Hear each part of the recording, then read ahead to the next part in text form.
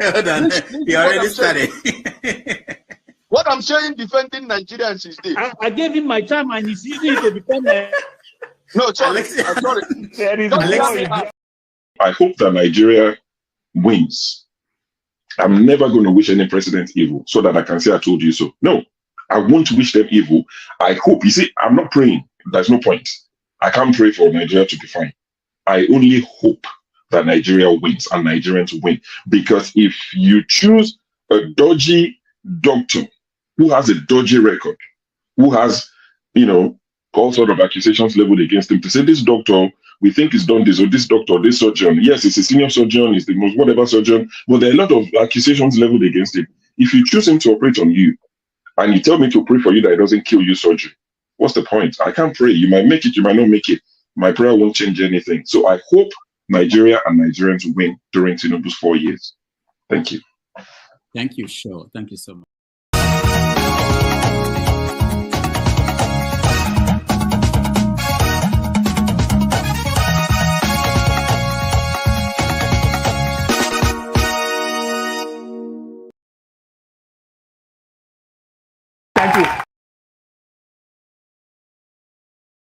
Thank you. Thank you so much for watching. Thank you. Have you subscribed? Yes, you. Have you subscribed? You. Yeah, before you go, click. It's free. Click. Just that's it. Have you subscribed? You are laughing. Have you subscribed? Have you subscribed? Thank you. Thank you. Thank you. Hey, madam. Thank you so much. I can see you. We have to get to 100,000 subscribers. By the end of the year, how are we going to do that if you don't subscribe? Yes, you. Yes, you're about to click off. Why? Have you subscribed? It's free. If you don't, ask your son. Ask your daughter. How to? Just one click. Thank you. Thank you. I see you. Aha. Thank you very much. Thank you very much. I'll see you tomorrow. Blessed are those who know how much they need to know before they know how little they know. And I am ready to die defending Nigeria in whatever way. When it is God's time for us to go, it is and you no took my time to God. You are ready to defend Nigeria. I gave you my time. No, I'm coming. Alex, hold on. He already started. What I'm saying, defending Nigerians is this. I gave him my time and he's using it to become a... No, sorry. I'm sorry. 1,911,844,833 naira and 46. I'll take that again. 1,911,000,000 1,911,844,000,000 1 trillion. This money is too much for me. 1 trillion. I hope that is not on the record. 1 trillion 911 billion 800. Adam, are we doing well? Very well. Are you sure? We are grateful. We are good to go. Thank you very much. Insist. I hear me again? Insist that you are not less than any other man, because the entire idea of Western civilization was created on one basic biblical precept: the equality of all men. Politician told you that he's not a thief. Tell me one politician that told you that he's not a thief. Tell me one.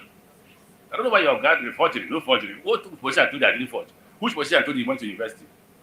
Which politician told you he served in NYSC? Which politician told you he has a certificate?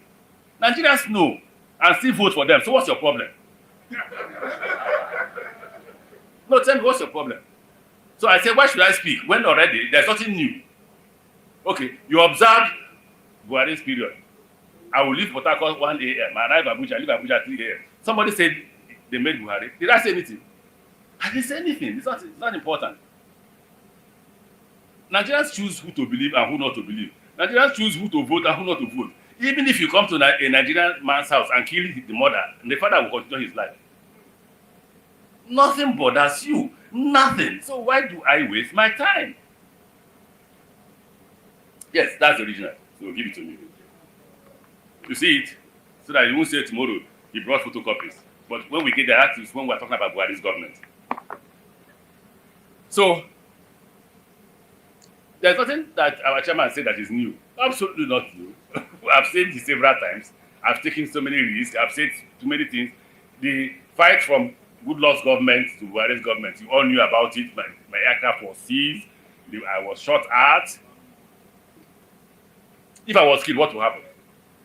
Nothing. So you would die a useless life. So what did I choose? I chose to stay in my house quietly. Fortunately for me, I got admission to study in Nigerian law school. And rule number one is, like they told me if I came here, you are our property. You have no right to go anywhere unless we permit you. That's the rule in the Nigerian law school. So anybody who says, why have I not seen you? I'm a student of Nigerian law school. Until I graduate, I can't disobey them. So I chose not to speak again because there is nothing to say, and because Nigerians will do absolutely nothing. If you say it's a line up 10 Nigerians and shoot them tomorrow, and nothing will happen. If you say it's a in fact, the worst thing about Nigerians is that even when you claim you're not committing any crime, and they pick you up tomorrow, we said it is a thief, Nigerians will join. They will cross it, and you go to prison for nothing. The greatest fear I have is being found in prison for nothing. And you can be found in prison for doing. So, I don't want to repeat what I used to say before because you hold it against me. Those who are close to me know. We repeated yesterday. I will just only use one word. I won't use the rest. I say it's a hopeless situation. Is it a lie? So let's go a bit further. Let's go a bit further. You will be shocked that I won't talk about Buhari's government for two reasons. And I won't talk about President Tinubu's government. One reason why I won't talk about Buhari's government, I'm a participant, but they asked me that question yesterday. What moral reason do you have to criticize Buhari's government, having been part of it? That was the argument. I do, if I want to argue it. But again, that was a huge debate amongst us, and we are all agreed I should say nothing about the government. Press conference is occasioned by several allegations which have trailed a recent airstrike at Gidan Bisa and Gidan Runtua in Jericon Forest of Sokoto State. Residents, including the Sokoto State governor, had blamed the death of civilians on the airstrike conducted by Joint Task Force Operation Fansanyama, an allegation the Defense Headquarters rejected. Director of Defense Media Operations Major General Edward Buba says the airstrikes were coordinated and only authorized after credible intelligence confirmed terrorist activities within the area. Also, intelligence surveillance and reconnaissance, as well as human intelligence reports prior to the operation, consistently indicated the hideout was a high concentration terrorist location. The airstrike, at the end of the day, had minor impact on the surrounding villages. The airstrike indeed hit logistic base of the terrorists, which led to secondary explosions, and it was these secondary explosions that led to some casualties that was earlier reported. Speaking on the growing threats by the Lakrowa terrorist group, the Defense Media Operations laid fears that terrorist groups in the country are in possession of weaponized drones.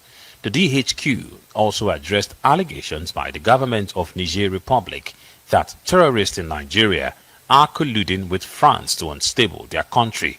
In a recent interview, the Nigerian military leader claimed that ISWAP has an agreement with the French government to attack Niger from a base in Nigeria's northwest. When it comes to foreign base, we do not have. Whether any country, there is no foreign base in Nigeria. And the reasons are also not far-fetched. We do not want our country to be a ground for proxy war. Okay? We don't want our country to be a ground for proxy war. You accept one person, the enemy of that person will start following you. That is proxy war. We don't want that. So anywhere you hear anybody talking like that, I think they are talking like that as a distraction.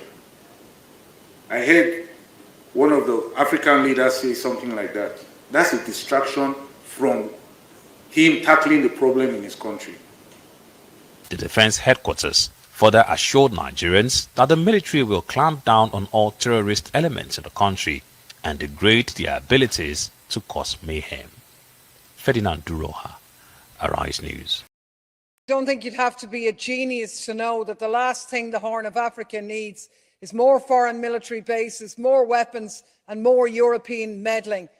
What we call our strategic relationship isn't about human flourishing, it's about the EU's ambitions as a superpower. There's now a new great game in the Horn of Africa.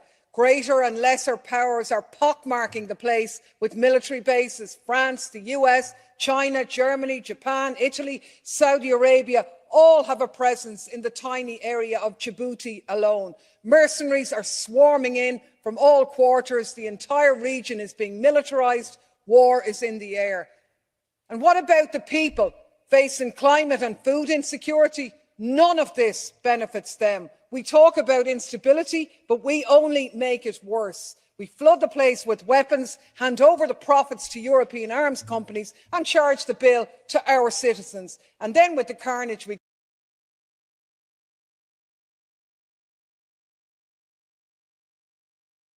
That's a good question. That's a great question. I don't know what is wrong with them all.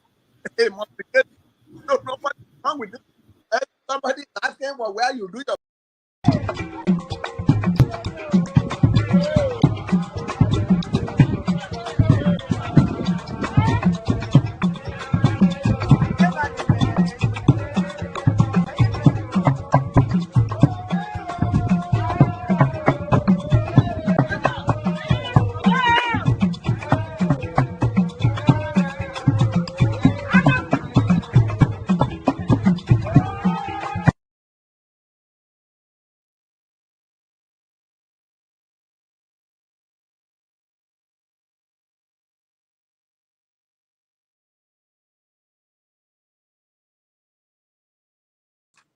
Hello, there is another beautiful Saturday afternoon this day. It's good to see all of you, and I'm sure that we all had a wonderful Christmas. And we are here again to pick up from where we stopped before the celebrations. And I'm hoping that you all have a swell time discussing what we're going to be discussing today. They are very serious, and I thought that I should break the seriousness of it by giving us that awesome dance by that lady. I don't know who she is. The world has really changed, and the world has changed in such a way that, we can't even imagine. I don't know how it's going to be for our children, but, in our days when we are growing up, masquerades, women don't dance with masquerade, but you can see today, a woman can even dance with masquerades and shake her bum bum. What a world that we live in.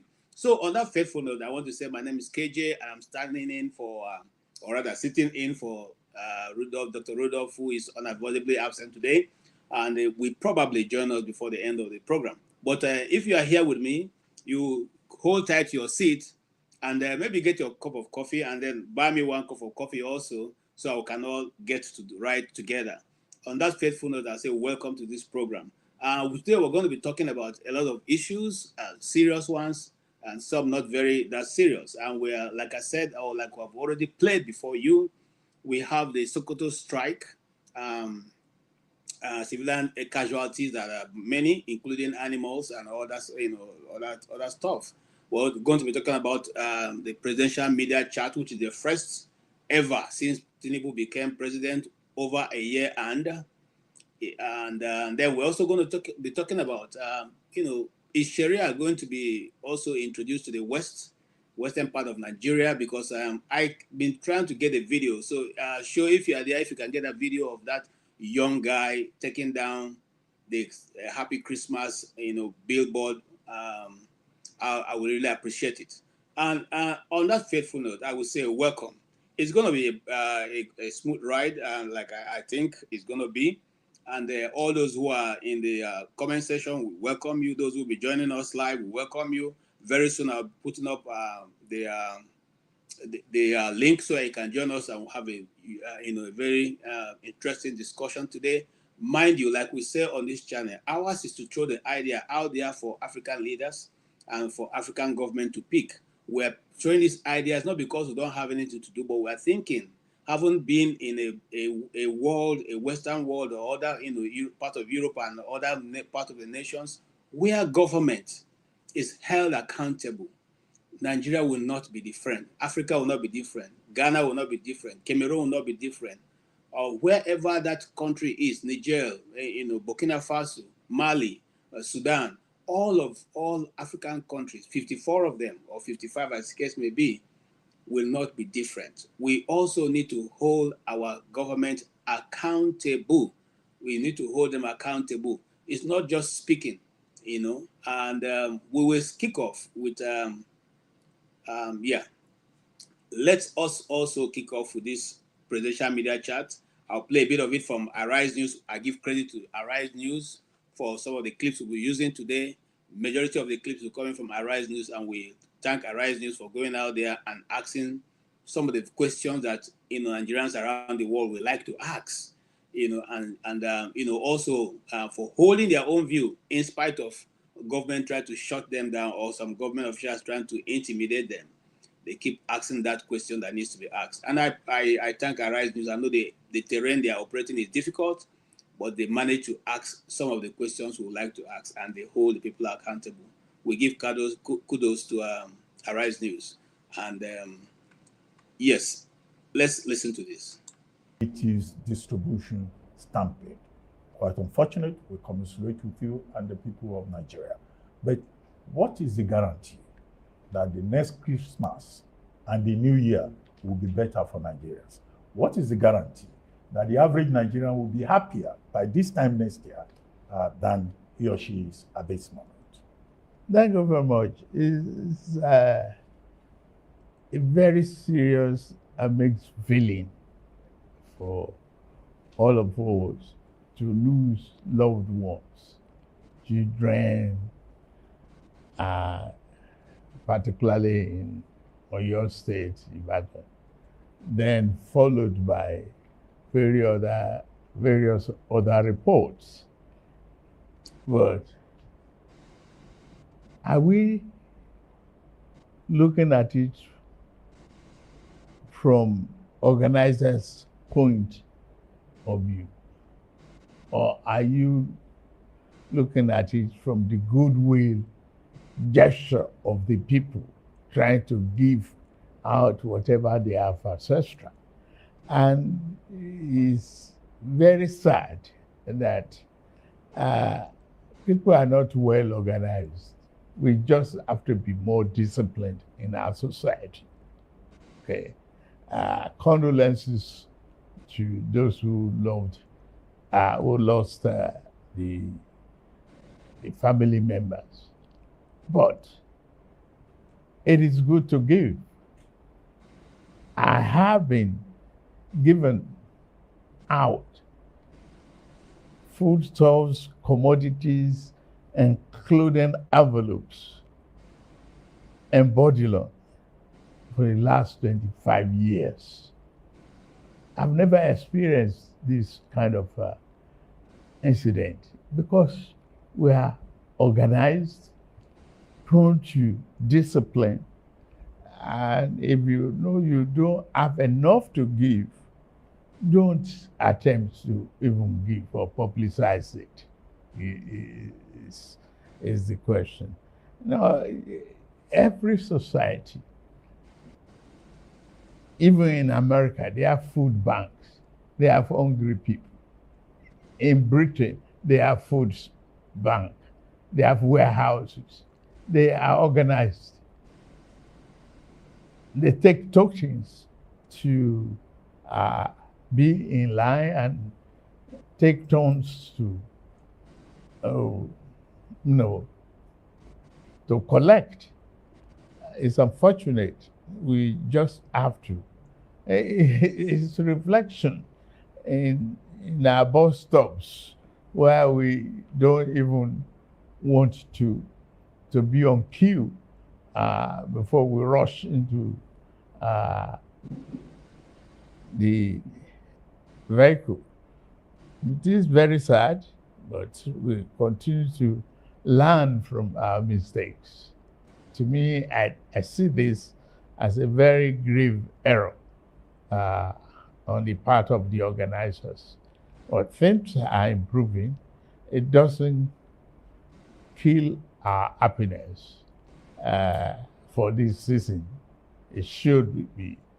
We should just get on with it. Mr. President, we must admit, though, that things have been pretty tough this year for many households. And they, perhaps on the back of the reforms that you have also admitted, have been quite tough on Nigerians. With benefit of hindsight, do you think that perhaps you could have phased the removal of subsidy on fuel and the harmonization of forex rates? Or do you think that you could have withheld it until there was a contingency plan in place? What's contingency? Where is it? We were spending our future. We are spending our generations' fortunes. We were not investing. But are we are just deceiving ourselves. That reform is necessary. I could see the smugglers fighting back. That one doesn't affect me. It affects smuggling. Why should you have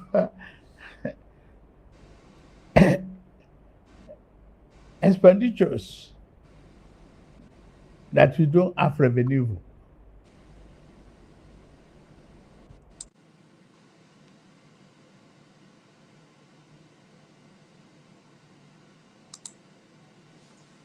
I want to ask those of you who have listened this far, and do you think that this man is actually an accountant, please? Because even me, who is a layman, I don't understand.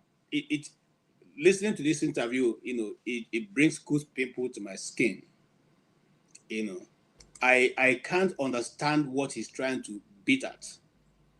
When you say that smuggling does not affect you and that we are spending with no accountability, but the first 1 year and you have been spending, you didn't stop spending, you didn't come in to reduce the side of government, you didn't come in to do anything different for what has been going on. And here you are blaming the same policy that has brought Nigerians, taking us from number 1 economy, number 2 economy to number 4 economy and going downwards, making the 70,000 naira become less than 35,000 naira. And you are still saying you didn't contribute. I'd like to welcome Mr. James.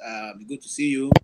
And I don't know if you celebrate Christmas. If you do, I say happy Christmas in arrears. If you don't, I say welcome to the panel, to the program. And what do you say? You have had, there's a lot of this interview we're going to dissect today, but let's just start from what he has said so far.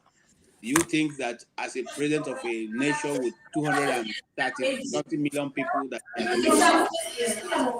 anybody?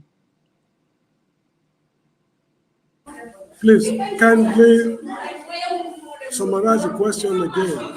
The question is, what you have heard him say in the interview, did it make any sense to you? Did the interview he has, what he spoke about the interview or how he has been able to deal with the suffering in land make any sense to you? Because Marco Ogun asked him a very pertinent question every Nigerian would like to ask. Could he have done it differently, other than just saying subsidy is gone, and then as everyone, the plain fact is that we overrated this man. and that is the fault of the nation. We overrated him. I did not listen to his speech at all. I'm expected to listen to him because I'm one of his critics, but I choose not to listen to him. I remember some time ago, somebody, I think on this platform, made reference to the book written by Salman Rushdie, Satanic Verses. People were asking for his head because he wrote the book. But when the people were taken to task, have you read the book before asking for his head? They tell you, no, I don't need to read the book. They should kill him. So a book you've not read, you want the author to be beheaded. I think that's the situation I find myself right now. I've not listened to his speech because I know it's going to be unadulterated nonsense, destitute of common sense. Now, these were Nadeco people making noise in those days during June 12th Wahala. People thought erroneously that these guys would take us to the promised land. The question I'm asking now is that where are the other Nadeco people? Where is Wole Soyinka of all people? These were the people who turned Jonathan Goodluck's government upside down. Now, if you ask that, their supporters, they tell you Wole Soyinka is already 90. He has done what he should do during his youthful years. That he has left, handing the party over to us. But he's not senile from the best of, from what I know of him. So where are the Nadeco people? Now, you see, this problem is very difficult to analyze because Bola Tinubu has demonstrated beyond all reasonable doubts that he has no clue of how to run an economy. He's not an accountant from the look of things.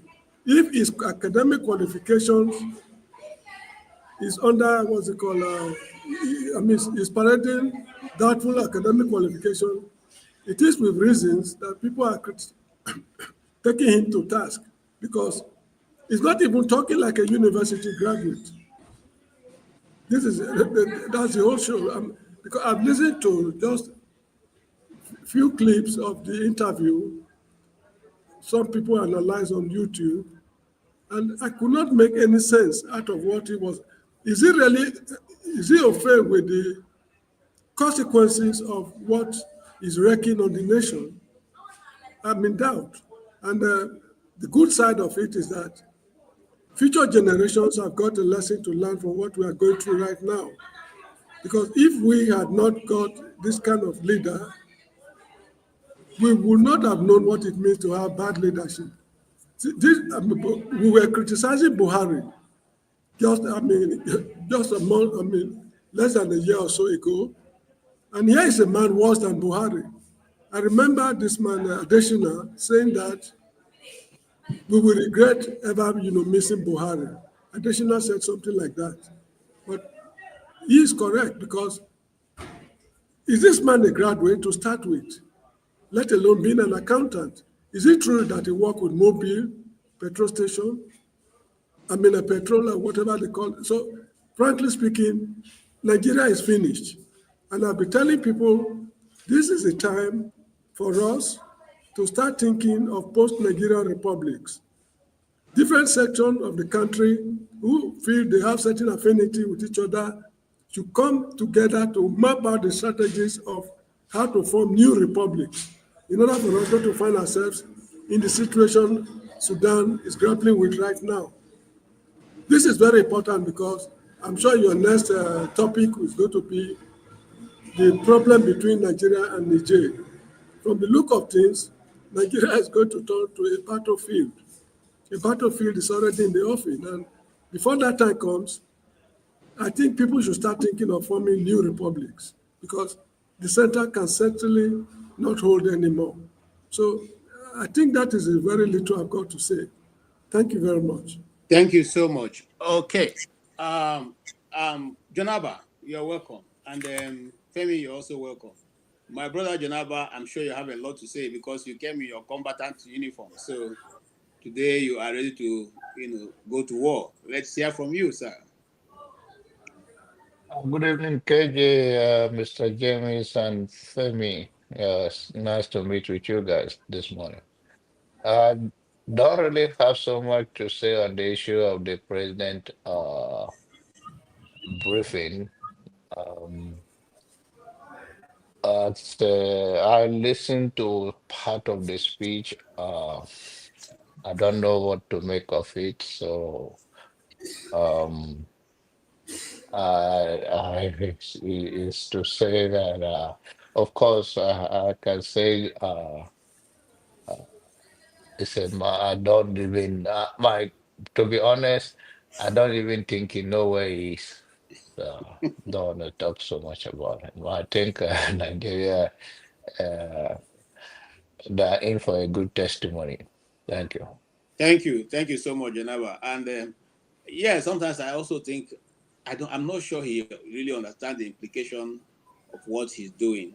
Coming to the national television and saying that you think that Nigerians should spend less. I mean, Nigerians should do this and do that, and you're not doing it yourself. Anyway, we'll get to that point because that's a very major issue I want us to discuss. Femi, what do you have to say about what he has said so far? That the policy he took on the very first day was the best. He couldn't have done anything better than that, and that Nigeria was spending and spending and was not. There's nothing to back it up. Has he changed that policy now? Now that he's spending, buying new jets, building new houses, buying new vehicles, is the policy changed? Good morning, sirs. So I think if there was anything I took away on, I think it was Tuesday or thereabout, it was the fact that I became even more confused if I wasn't already.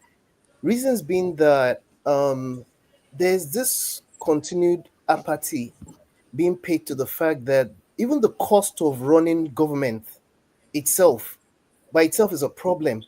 And therein, for example, lies the hypocrisy that's totally evident when they keep talking about other people tightening their belts. As a matter of fact, it's getting to a point you wouldn't even need a belt, you probably need a rope because a lot of Nigerians are truly suffering for no reason other than, in my own opinion, the fact that they continuously seem to be the fodder, the rightful fodder, that's providing more stomach infrastructure to the people at the helm.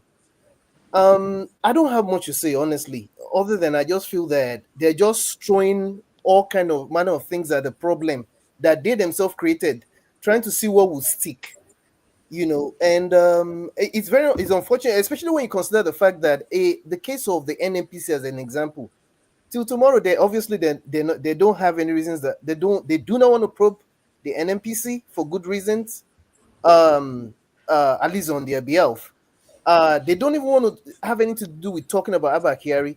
I don't know what they're saving. I don't know what cost savings they've saved since they took away this subsidy. Otherwise, have you not lost count of how many times you've actually borrowed money since this man came to power? What happened to these cost savings? I don't know. Anyway, Thank you so much for your initial statement. I want to let you know that the monies borrowed have been spent, and we keep spending, just like he said, and we will spend our children's future and then spend our grandchildren's future. Mazi Prince, you're welcome. Yes, Dr. KJ, good morning. Yes, sir. Can we have your initial? Well, I think everyone has spoken well. Pretty much, the interview was a sham to me. It didn't make any, it doesn't change anything. He is adamant and he's going to do what he wants to do. That's what it means. And him talking about the one that really kind of like strikes me most is when he said that borrowing is not a crime. Yes, we understand borrowing is not a crime. However, are they borrowing to execute projects or are they borrowing just for their pockets? They share and all that kind of a thing. And him commending the FCT minister, it goes a long way to show you that they are all, I don't know, I don't want to call them unpretendable names. However, it's just a disappointment I was so disappointed that the journalists were just looking at him. I don't know. Probably they were they were warned before getting into that anybody asking any question apart from what they must have, you know, told them to do or whatever it is will definitely incur punishment or something of that nature. And also the lead journalist there, the host, which is Abati, is not. I'm not surprised, that he was the lead. And look at what they did and all that stuff. Before I forget, let me even greet Mr. James. Good morning, Mr. Jonaba.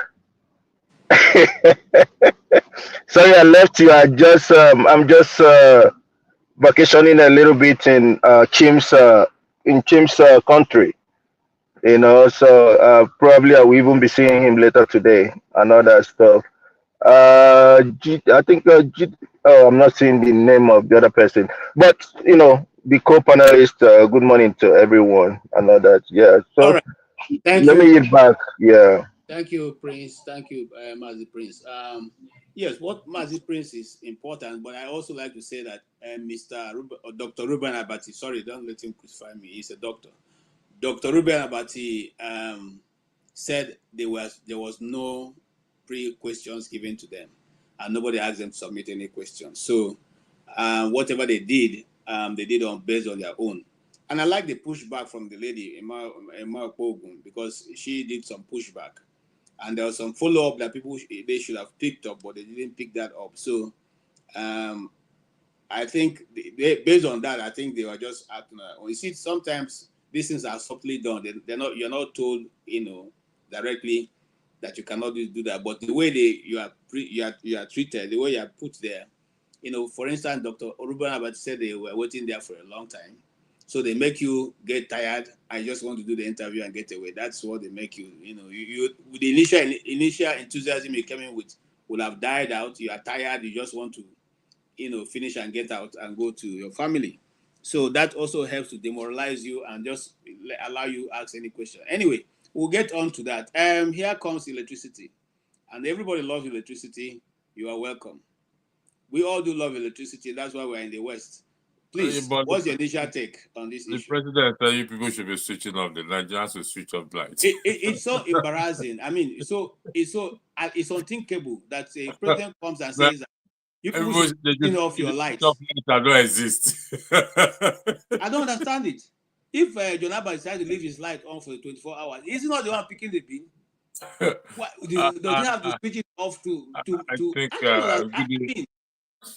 Good morning, good afternoon, good evening to everyone on the panel. I listened to it. Like you said, the lady expert is the only one I picked up in the.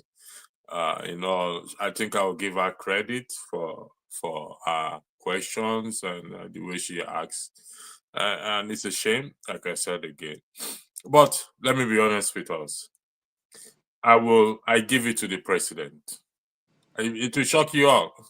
I give it to him. You know why? He said, I didn't put you there when he was talking about his friend that has 5 Rolls Royce and now driving under Accord.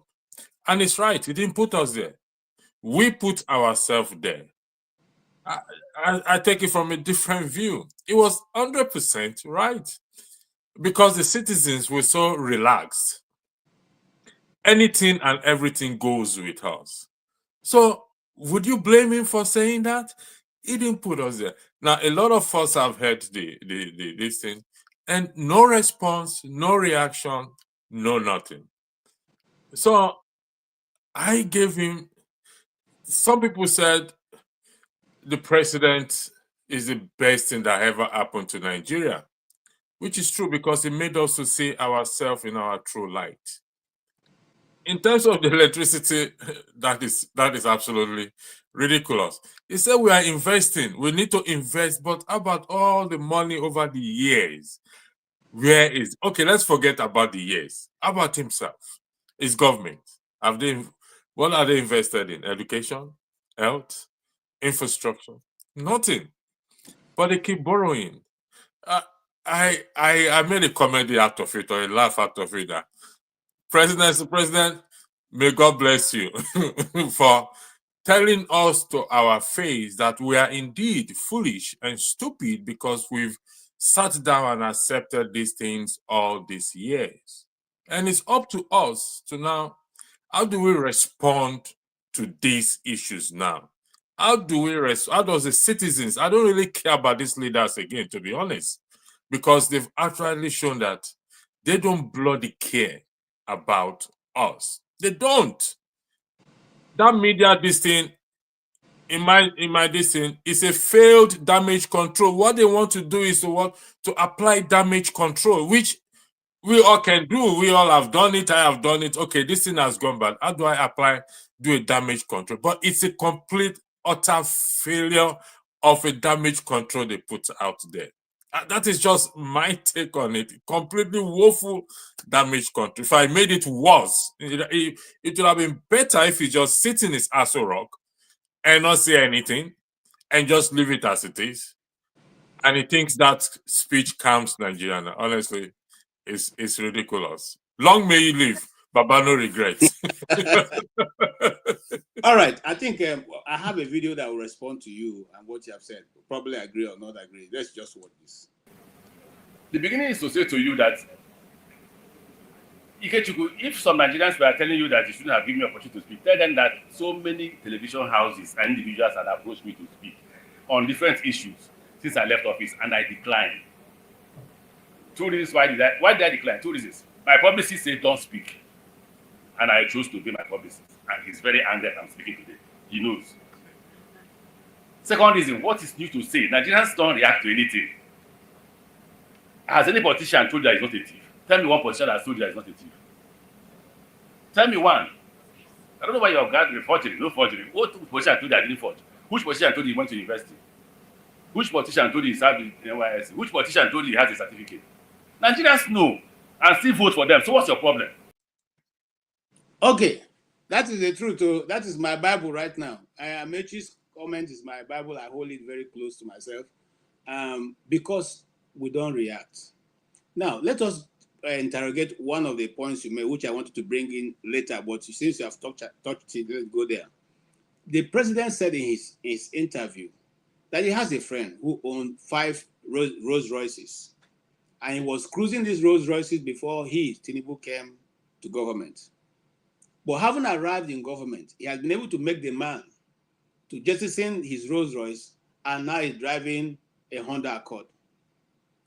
And that, so what he's advising you people is that you should cut your coat according to your size. So my question to you panelists is this. Is he a man who is thinking of progressing, moving the country to a bigger economy? Or is he thinking to shrink the economy to the point where even the rich that he made rich will become poor and poorer, and the poor will obviously die and go away? What is the meaning of that statement that he made concerning his friend who told him that since he came into government, he has not been able to fuel his cars any longer. He has to go and get a small car, Honda Accord, to be driving about. What do you say, Mr. James? I think the man is lying. He has no friend with any bloody cars. He's just lying. He has nothing to tell the people. You get the point? Now, the issue is this. People should not see Nigerians as, should I say, lazy or quiet or whatever people. I think that was Rotimi and Mechi talking. Am I right? Yes. Yeah. Now, it reminds me of Shagari's administration. Things were terribly bad in those days in our own way. People really could not understand what was going on because the nature of corruption that was in existence then, they tell you, Mr. X stole 1 million naira, Mr. Y, 10%, those kind of funny things. To us, it was something very, very strange. How can a man steal 1 million naira? Even the children cannot finish it. The Benin people will say, Todiye. I'm sorry, I cannot translate it into English. The Benin people will say, Todiye, for stealing 1 million naira. So that was how the man continued, won the second election in 1979, and from nowhere, he was swept into oblivion. Babangida repeated the same thing. He promised to hand over 3 times, he postponed it. But the tornado that swept him out of office came unexpectedly. Nobody ever knew that there was anything like civil disobedience during the June 12th era. And he stepped aside, never to return again for the rest of his life. Now, these idiots are mismanaging the country right now. Take it or leave it. Nobody knows what will happen tomorrow in this country called Nigeria, if the country will continue to exist. Probably he might be the last president of Nigeria. Nobody knows. And I will not encourage anybody to put his life on the line to address this problem, because somehow, somewhere along the line, this problem will address itself. Look at all the great revolutions that have taken place. The Iranian Revolution, French Revolution of 1789, even the failed revolution in Ghana in 1979. Was it 79? So where Jerry Rawlings came. All these things happened unexpectedly, Arab Springs and all. Even the fall of apartheid. Nobody ever knew that in 1994, South Africa would be free. F.W. de Klerk was elected a leader of the National Party of South Africa. On his own, virtually unilaterally, he said enough is enough. Nelson Mandela got out of prison, election was held, and apartheid ended. So this nonsense going on is just a question of time. But this is a time for Nigerian lawmakers to think of instituting impeachment procedures against this man for gross incompetence. That's just it. He's grossly incompetent. He's not fit to rule a local government, let alone Nigeria. So that is how I see the whole show. Thank you so much. Yeah. Jonaba, you heard that analogy that he gave. Do you think that is progress for Nigeria? You know, if you work with psychologists and psychiatrists, they will tell you that when people are aging to a level, people, let's say James is a professor, I don't know whether major in English, just like now he calls something in his language, but he cannot translate it to English. What am I trying to say? The brain that the President Tinubu is using, that is exactly how Nigerian wishes themselves. That they always have mindset, I better pass my neighbor. What a man that have Rolls Royce and it never exists. It's a talking point created because Nigerian will be happy with that. That oh, we are all the same now. That they never exist. What he's trying to say is that the nature of Nigeria is that to see somebody up and down. Who have 5 Rolls Royces and he will not sell one and have a gas for the other one. In Naira is a multi-millions. So there's nothing like that. It's just the way Nigerian wish themselves. And that is why they steal money for themselves that the next generation will not even know where the money will rot in. It's all about the greed and to spin the talking point that Nigerian will be happy. For instance, something happened, they'll say, oh, it's the will of God. That is the whole, they will talk to what the people believe. They know that many Nigerians will be happy to hear that because we never wish each other progress. But under your watch, and you say these things, is because that is who you are. You just think about yourself. You never care about any other person. But that thing never exists. You should bring that person and show us and tell us this is the guy. These people, they wrote all of the things for him. He cannot even read it clearly. Like I said, when you get to that level, when your brain is deteriorating, that is what they say. It's whatever is in their mind. At that point, they will not lie again. They just speak who they are. If they are good in their language, that is what they will use to describe whatever is playing in their brain. I don't even believe you know where he is. All right, thank you so much, Janaba. Your last statement always makes me laugh. Okay, I'm coming to you, Femi. The man who said Nigerians and the system is working, and that he has a friend who used to have Rolls Royces and now has Honda Accord. will you say the man who has bought a new executive jet, who bought escalators as his, and that is custom-made escalators, and built a presidential, a vice presidential house, has bought a yacht, has equally not reduced his travel entourages, and is almost everywhere a week don't pass that you will not travel out of Nigeria. Will you say that that man is living according to what he has told us on the media chat, or what he wished for Nigerians on the media chat?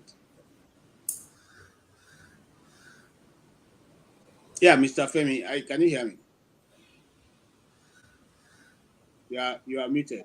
Okay. So I'll pivot this way in answering your question, right? So I never knew, and you would know this better than me, Mr. KJ. I never knew that there was a time when Nigeria actually loaned the IMF some monies in the 1970s. Yes. Until I watched a clip of an interview with I think he was a former finance minister. He worked in finance ministry, Alhaji Abubakar Alhaji, where he actually mentioned that such a thing actually occurred, and he gave a timeline and an idea of what had happened. Turns out that it was during the time of Yakubu Gowon, when he was said to have famously mentioned that the problem with Nigeria is not money, but how to spend it, right? And now, if we go all the way down to when Babangida first roped us into the SAP palaver, and again, the reason why I say you know better than me is that you were there, you were fully invested in this, you were conscious enough at the time, as an example. And if you look at the trajectory down till now, and especially considering the fact that a lot of the people that have ruled us up until the present administration, or they know this history as well, but we still continue to do the same thing over and over and over again. I don't know. Maybe you want to correct me. I don't know of anywhere where the IMF has done a good job of making any economy that was probably half decent better. I do not know. I also do not know that the Arabians, especially because maybe they have good leaders, they have love of people, they are wise enough, they really don't care about democracy, they do what work for their people. I do not know that they really care or give a damn about the IMF. I mean, I stand to be corrected. Because as much as I do want to blame the IMF, I don't think they also forced us. Because I think it's a major part of our problem. The fact that a lot of our economy is tied to whatever the IMF tells us to do. Perhaps it's a lot of these also are our doing, because it's such a complicated thing for me sometimes when I consider the fact that it doesn't seem to matter who is in power. The more things seem to change, the more they seem to remain the same or probably get worse. That's the only way I can respond to you. That's why I said I was going to pivot away from what you asked. Okay, thank you for that angle that you came from. Yeah, we all read. I mean, like I said, those days, if you went to school early in the 80s, one of the things that they give you assignments is to go and read the newspapers and write an article from there. So most of us read that Nigeria once loaned money to IMF, and that Yakubu Gowon said the problem with Nigeria wasn't how much, where to get the money, is what to spend it. And I thank God that God has allowed him to see that now that same money he is suffering also now how to find that money, because they all wasted whatever was accrued to Nigeria at that time, loaning money and doing whatever they wanted to do. Of course, you remember the case of the 28 suitcases that was then attributed to the Minister of Petroleum, who was Muhammadu Buhari. But let's not go there, so we don't digress. Let's come back to what Tinubu, the examples that he has given. And the question I have for Mazi Prince is that now he has said what he has said. Does the person who have said these things that he desire or his outpost is that Nigerians should lower their standard of expectation, become less adventurous, or become less what the right word now? Become less, less looking for wealth, but just manage to live and day-to-day life. If it's a call that you can afford today, look for ogi and put on it and eat. If it's more and more you're able to find, look for gari and drink.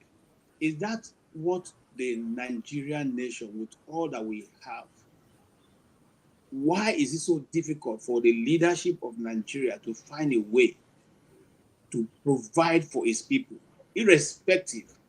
Somebody is saying that Nigerians, choose the tribal leaders they want. Even in the Yoruba land, is Tinubu the most intelligent that the Yoruba people could have thrown up if we are talking about looking at it from a tribal land? But I'm not going there. I'm simply saying that, is that the kind of life that we should now bring our people, not to expect any good thing? If we see Rolls Royce, we should ignore it and go for B2. If we can't see B2, let us leave it and ride Keke Napep. If you can't ride Keke Napep, look for bicycles and wheelbarrow to carry your people along. Is that the life that in this time? And is that does that make any sense? KJ, for me, right? It's kind of like it makes you think, what kind of a man derives joy in belittling his friend? Because whatever he said there, it's a belittling, kind of like telling us that the friend who used to own what do you call it, Rolls Royce, and all of a sudden driving Honda. What is wrong about Honda? Is it not a car? But at the same time, you will think, what kind of, this person we're talking about is a president. He's a so-called president. And when he was saying it, if you look at the smirk on his face, you will know that this is totally wickedness. I align myself with what Mr. James and Mr. John Abara had said earlier. To me, it baffles me why somebody wants to lead a nation with lies and propaganda. I would like to know that his friend. I really want to know that his friend that he's talking about.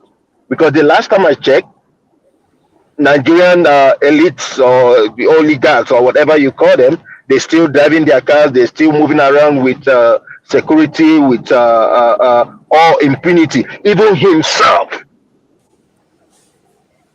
Last Friday, he went to Lagos and it was total shutdown. You can't do that in Western world. Some of us here are from UK, US, and other stuff. Biden cannot come to California and the places are shut down. They don't do that. And he doesn't even have that much car in his entourage. But from the last time I checked, I was told that Tinubu moves around with 60 cars in his entourage. And he will come on live television to say that his friend who used to, move around or who owns a Rolls Royce is now driving a Honda. It shows that the economy he's putting Nigeria into is just a disaster. Like I said earlier, I don't want to call him, uncountable name because it's not going to change anything. But one thing, because I know his followers, they watch this. One thing he should know: if he thinks he has conquered Nigeria, he has not done anything. He has not done anything. He's still, as a matter of fact, this is just the beginning. Thank you. Thank you. Electricity, your last take on this issue before we move on. Yeah, thank you very much. Let me circle back towards Mr. James. Mr. James, good morning. I mean, we've not spoken for a while.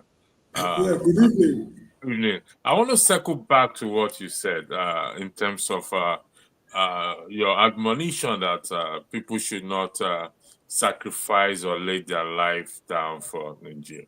I mean, I have to disagree with you on that admonition, because I think if for the love of the country, anyone feels that they want to pick it up and steer the mind of the people to that extent, then so be it. Because if we say, okay, let's sit down and wait for the next generation to come and take from there, that would be that's likely not to happen. I'm not an historian as you are, as knowledgeable, but if I understand very well, in South Africa, the people fought against the apartheid. A lot of people died. Mandela was in prison. And so we can't say, let's fold our hands, except if I'm not getting you right. We can say, okay, let's fold our hands. Yes, nobody wants to die. That's just the truth. We don't want to. But I think, let's say, for example, the example of the recent Dele Farotimi saga, exposing the corruption in the judiciary. That could have led to his death. But at the same time, it exposes a lot of things for us to see and to know. And if the citizens decide to respond to that, then it's a good thing for anyone to do. But for us to say, let's just fold our hands and do nothing, and if anyone chooses to do that, like I said, maybe I'm not getting you right. If I choose to do that, or John Abbott chooses to do that in his military uniform, to say, okay, I'm going to carry gun and to salvage the situation, I think we should not, on my personal view, we should not discourage anyone, because the state of the nation is in shambles. In respect to the president and his friends having five cars and not driving under, whether he's telling the truth or not, I don't know. But the reality on ground is, I was talking to my cousin 2 days ago. He works in Shell. It's one of the big Shell. He said, listen, the reality on ground is, some people who can afford to fuel their car before, who have money, struggle to fuel their car now. Now, they may not have 5 Rolls Royce. They cut down their outing. They cut everything down. But that is not the way it's supposed to be. The president is, like I said, it's not, whether it's out of touch, whether it is wickedness, but whatever it must have said there, they're all shambled. It's a slap on the face of Nigerians. I have to be honest. Particularly, it's a switch off your lights. For crying out loud, I have to switch off light where there is light. There's no light, so what do I switch off? We're charged for paying that. We charge for darkness, not for light. I mean, I go to Nigeria. So nobody come and tell me. Maybe some areas nobody will say that we should. Look at me here. I have light here 24/7. I have to switch it off because so that I don't I reduce my electricity bill. But don't come and tell me to switch something off when it's not there.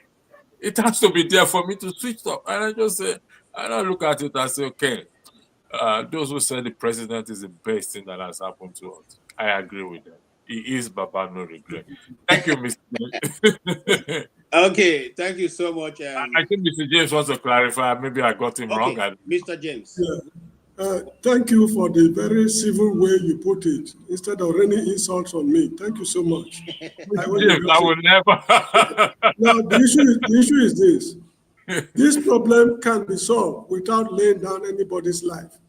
We are just dealing with a bunch of rascals, governing the country. That's why I made reference to, what's his name, Shagari's administration.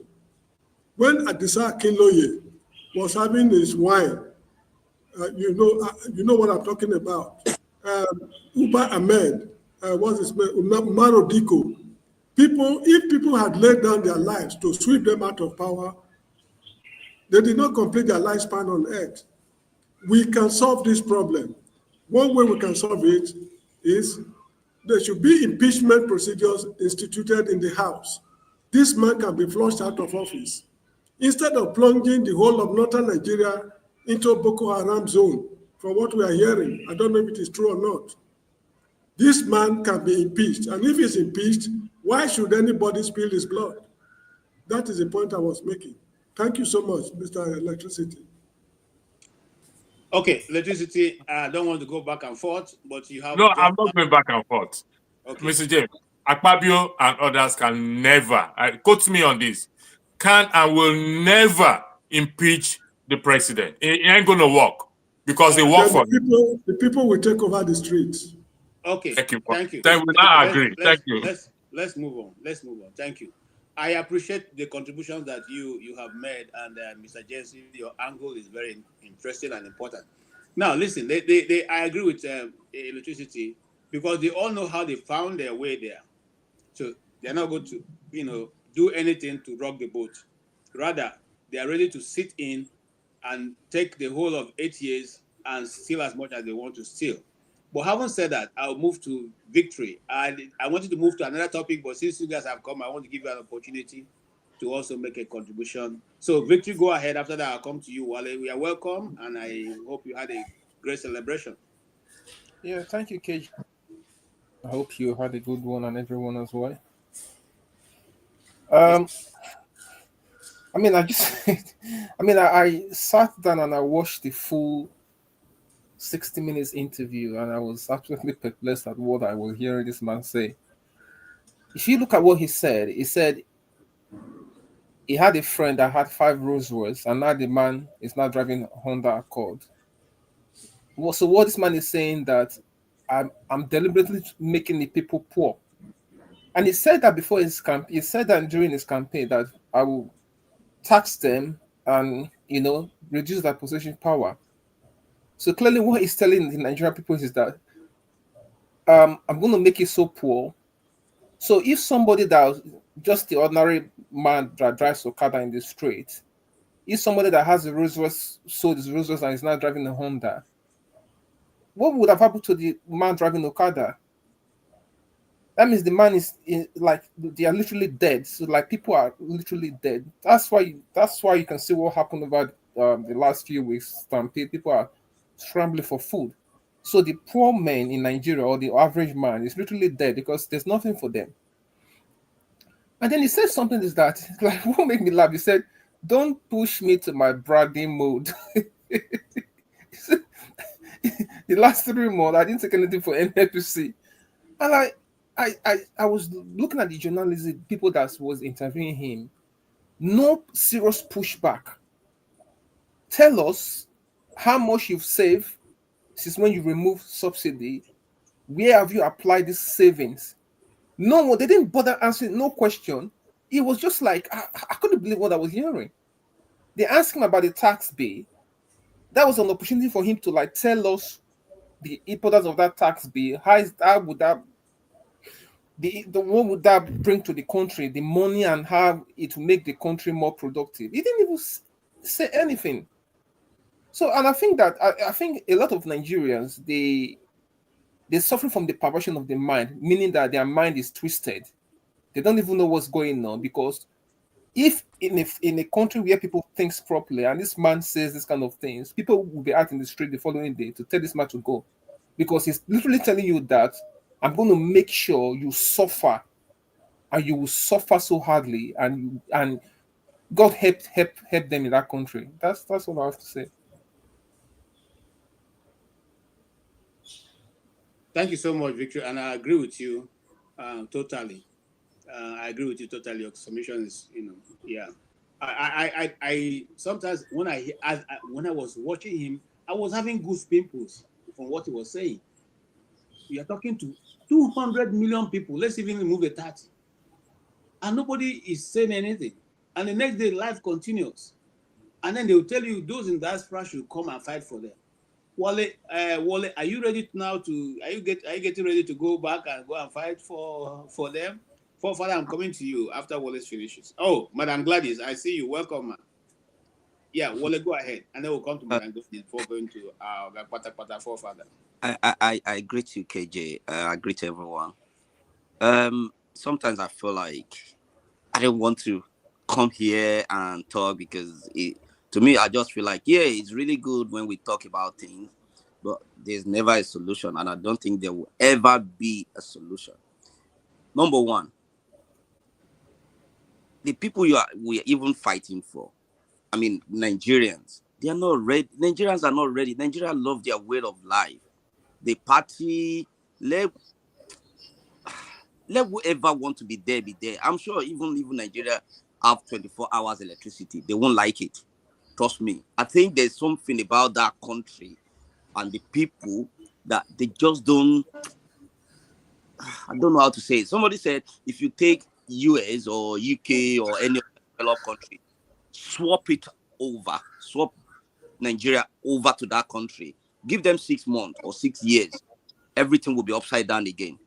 That country called Nigeria will be like a paradise, and the so-called Western world that you bring all the Nigerians that are in there now, they will turn it to all the portals or the cables. Hurricane will blow the cables away. They won't repair it, and it will turn to another jungle. So I don't know if it's something wrong with the people themselves. Now, moving forward, when you ask about what the president is about to say, have we all forgotten? Have we all forgotten? Why are we expecting something that, I don't know. Can you plant a maize and expect yam to come out? Let's forget talking about these. Okay, I don't want to cut you, but you remember that the selling point was he built Lagos now. Oh boy, why they want KJ? The selling point was that he built Lagos. Sorry, I keep calling you KJ. That's disrespectful of me. No, Mr. okay. KJ or Dr. KJ. No problem. See, if you let anybody deceive you at this your age, say somebody abuse somebody, I'll be like, I beg, go and use soap, wash your face now. Who build what? Have you not heard about Jack Day before the time? Have you not heard about Mba? Wale, don't blame me. You are saying that to the Gen Z. That was a campaign strategy. He built Lagos. Anyway, I'll come back to you. Hold your thought. I have something to ask. Mr. James. Please, if you allow me, just 30 seconds. Mr. James, keep thinking about this. When the Queen Elizabeth, the one that has gone, Queen Elizabeth too, when she came to Nigeria and all the kings went to meet her in Kaduna, the king of Ida, in Igala, whatever they call it, refused to shake hand and to bow for the queen. I don't know if you are old enough to remember what happened. No, I was not born then. Really? I was preparing to come.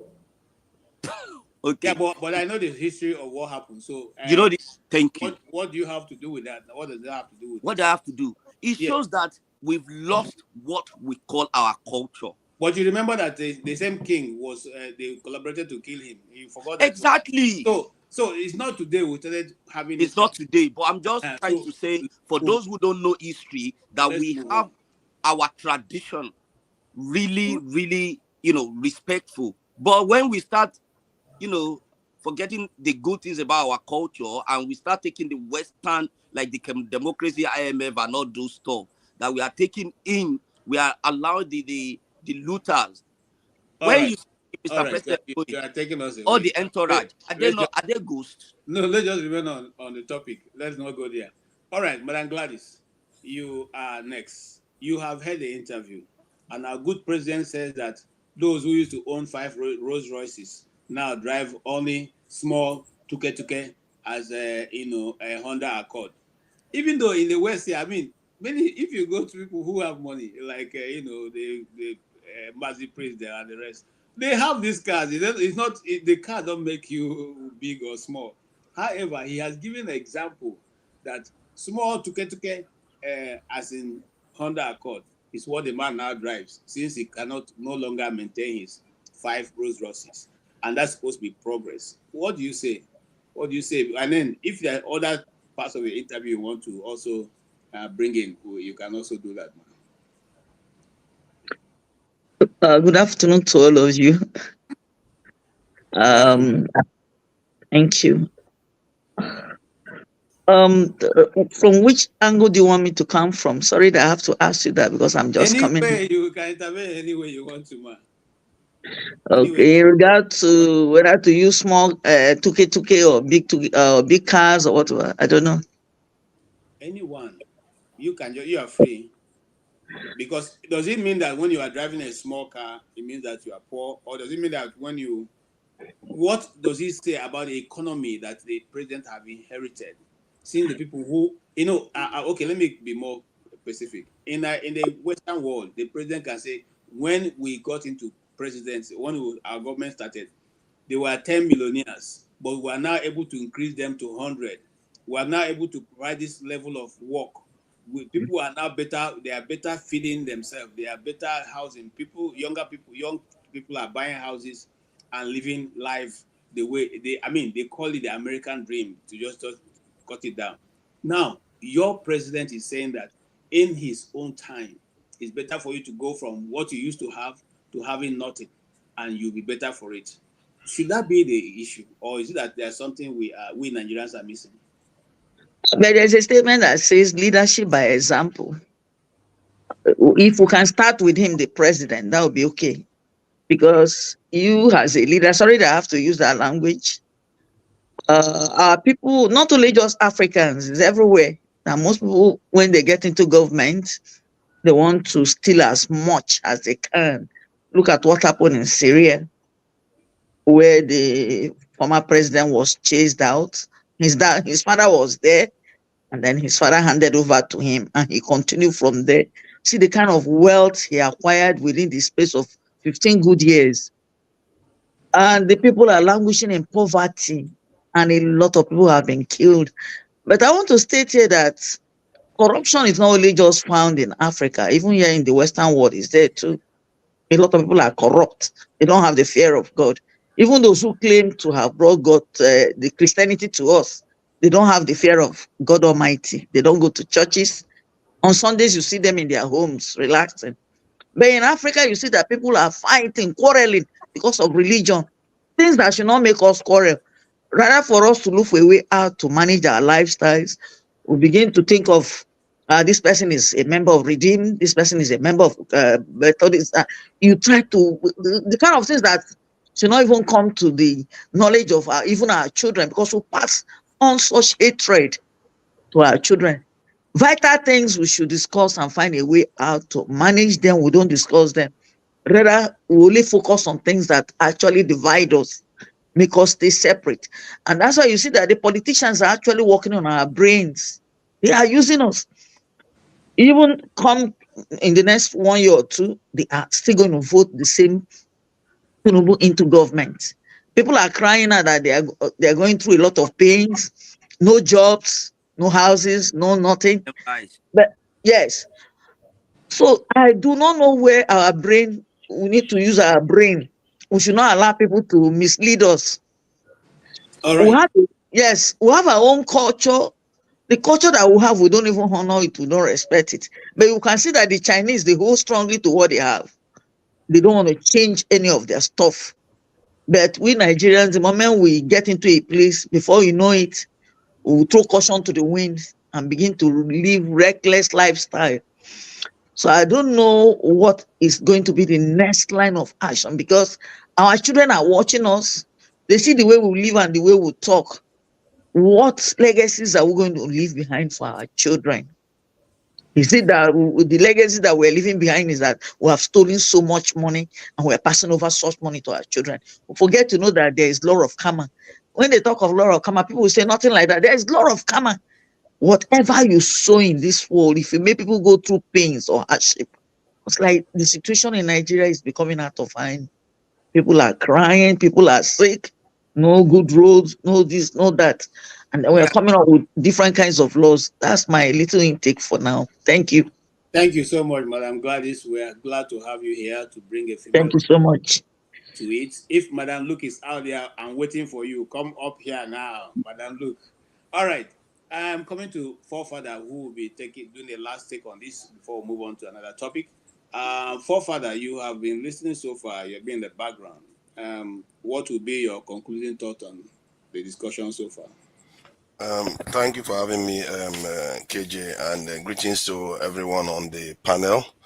Greetings to the chat and to the viewers. I listened to the Q&A, and clearly, I feel like they didn't ask him the most pertinent question. which was if they had asked him what is the cost to the Nigerian economy for floating the currency versus defending it, and that would have been interesting to hear him answer that, because what he did damaged the Nigerian economy greatly. I think from the estimate that I can see, it cost the Nigerian economy more than $60 billion in the 2 years, and the amount we used to defend the currency wasn't that high, and Nigerians would have had the petrol price would have been somewhere around 400 naira per liter by now. And if you also take into account that he actually took out the subsidies, which means that $10 billion that it cost to subsidize the for fuel goes away. But nobody questioned him on all these things. This is a disaster of a presidency, but they let him get away with all the nonsense he's done to the people. And then then when you look into the fact that he was bragging about his achievement, and I do like the fact that the lady called him out on it. Why are you praising yourself? Because clearly he didn't do anything to merit that kind of praise. These are leaders. They are really something. I have to give them. From the time Obasanjo came into office, he was telling Nigerians to be patient, and they sound convincing, and yet they are just lying to the people through their teeth. It's unbelievable. It's remarkable. That is their greatest gift. They know how to lie.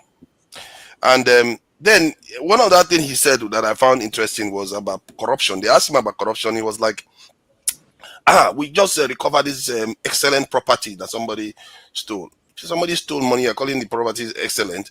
And that is the only thing he's done for corruption so far. That's according to him. And there is nothing. And what are you doing to that person that stole all this money? If somebody is responsible for stealing billions upon billions of naira, or billions of, maybe even maybe hundreds of millions of naira dollars from the Nigerian economy, that person probably resulted in a lot of people losing their lives.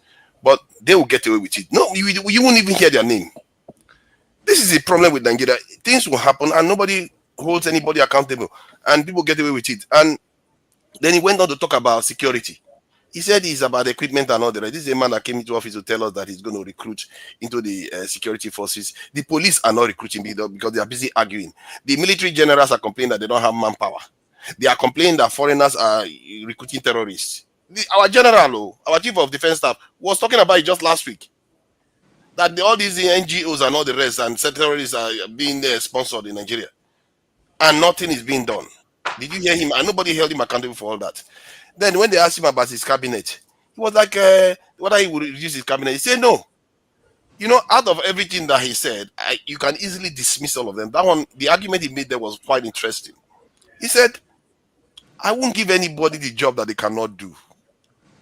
And I don't know how to dismiss him on that. Because if he's employing these people because they are so useless that you have to give them such a simple job to do, otherwise they will implode. And okay, the question now is that, can you confirm that these people are performing? Does anybody see that all these people that he has employed, and he said he cannot give somebody a job that they cannot do, are they performing? I don't see the performance in Nigeria so far. So if you look at it either way, I don't think he was held accountable. There are so many things that he said, and they asked him about the Nigerian economy, that the GDP has reduced by almost half. He said he doesn't use dollars, he uses naira. Wow, this is what we are dealing with. Nigerian economy is an import dependent economy, whereby most of the stuff we use in terms of in Nigeria, quite a lot of the things we use comes from overseas. We buy them in dollars. Then it's like the whole thing is a shambles, and nobody. I don't know what kind of journalists those people are. Whether they are not engaging in serious intellectual exercise in terms of understanding the state of the nation, but none of them ask him any pertinent question. He would be there saying the Nigerian GDP increased, that the Nigerian GDP increased, but nobody asked him that the GDP that you are saying is increased in naira, but not in dollars, which is where that's what truly matters, because it affects the Nigeria's ability to purchase. But I will leave it at that. I just think that the whole thing is a shambles, and Nigerian journalists, they didn't edify themselves that day, but then that is Nigeria. That is what we have until our people get tired enough get fed up with this type of leadership, they will throw these people out. I saw a video of yesterday. I don't know whether it was I don't know where I saw the video, by a northerner. I think he's a university this is lecturer or something, academic guy. He was furious about what was going on in Nigeria. He said, how is it that, and his voice elevated when he got there. He said, how is it 500 cattle will disappear and Nigerian military, that they claim that they are northerners, the chief of defense staff is northerner, this one is northerner, and they don't know where it is. 500 cows disappear. That something is wrong in the establishment. And this is a problem that is facing the entire country, and you see the president crowing that he's doing a great job. But then again, journalists, it's up to them to hold him accountable. Thank you very much. Thank you so much, Father, and we'll move on. Actually, I think, having worked in the environment they are working, sometimes it takes people, and that's why I still say I love my cap for more quite open. Sometimes she tries to stand against the tides, and despite she was able to ask, at least hit back, which is what makes journalism interesting. If you go sit before somebody and you cannot even put what is happening in the person's government before the person, I don't know why then you could as well mount the cameras and you could go and you talk to the camera, and when you finish you take it and edit and post for people. But however, this is being his first interview. Let's hope that they will give more interviews. But let's move on really quickly. And I thank all of you who have made comments on the comment section. I read some of them. When I think we need to take your question and ask to the panelists, we will do that. But we appreciate all your contribution. I read them. At least I try to read some. Thank you so much. And now let's move forward. You see, there have been an issue that I've been, looking around for a while now. This is not the first time it's coming on, but this is the first time it's gaining traction. And that's the action between the Nigerian government and the Nigerian. Now, it's not the first time I say that, because there have always been these cross-border clashes between Nigeria and Niger and the Chad for a while. But this one now has become more intensified because the president or the head of state of Niger went on national TV and said that he is suspecting the Nigerian government is using France to destabilize his country. And Nigerian government officials came out strongly to say it is not true. However, I don't want to tell the story alone. I think we'll have a video here. Let's watch that video and see. One or two videos, because first of all, we'll play the video that is talking about that. Then we'll play a response from an European Union official talking about what's going on in Africa.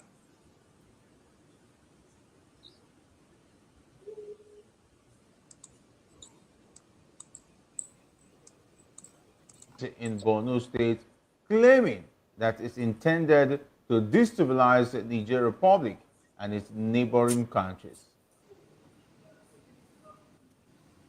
Away from that, where the Nigerian Air Force has announced an investigation into airstrikes that mistakenly targeted the Gidan Sama Rumtuwa communities in Sokoto, resulting in 10 civilian deaths and multiple injuries. The incident, which occurred early Wednesday morning, also led to the destruction of homes and the death of animals. Still more, where Ali Undume, the senator, End of the day, had minor impact on the surrounding villages. The airstrike indeed. You said the APC is no longer a progressive party. Now we hear they want to join forces with the opposition to remove the. I don't think you'd have to be a genius to know that the last thing the Horn of Africa needs is more foreign military bases, more weapons, and more European meddling. What we call our strategic relationship isn't about human flourishing, it's about the EU's ambitions as a superpower. There's now a new great game in the Horn of Africa. Greater and lesser powers are pockmarking the place with military bases. France, the US, China, Germany, Japan, Italy, Saudi Arabia, all have a presence in the tiny area of Djibouti alone. Mercenaries are swarming in from all quarters. The entire region is being militarised. War is in the air. And what about the people facing climate and food insecurity? None of this benefits them. We talk about instability, but we only make it worse. We flood the place with weapons, hand over the profits to European arms companies and charge the bill to our citizens. And then with the carnage we... Okay, that is mind-boggling. And it's not that we don't know it, but they are able to put it right on, before our faces now. That is what's going on in Africa. Now, let's start from the Niger, then we'll move down to what happened in Sokoto. Sorry, the videos, I can't seem to track where that is now. But you heard the cocoa of the matter, which is that the Niger government is accusing Nigeria of trying to use the French troops stationed now in Borno State, a village in Borno State called Gaba, to now destabilize his government. And it's not the first time. But why I play the second clip is for you to know that what the man is saying is not strange. This is what is going on in Europe for a long time. The question I'm bringing to forefather is this: why will your president, who had just seen what Niger suffered with and France for the past 40 years, now accept France with two hands to come build or to come have their men guide their economic interests in Nigeria? What kind of arrangement is that? Thank you for that. For the life of me, I don't know what is wrong with our people. I don't know. I don't know what is wrong with our people.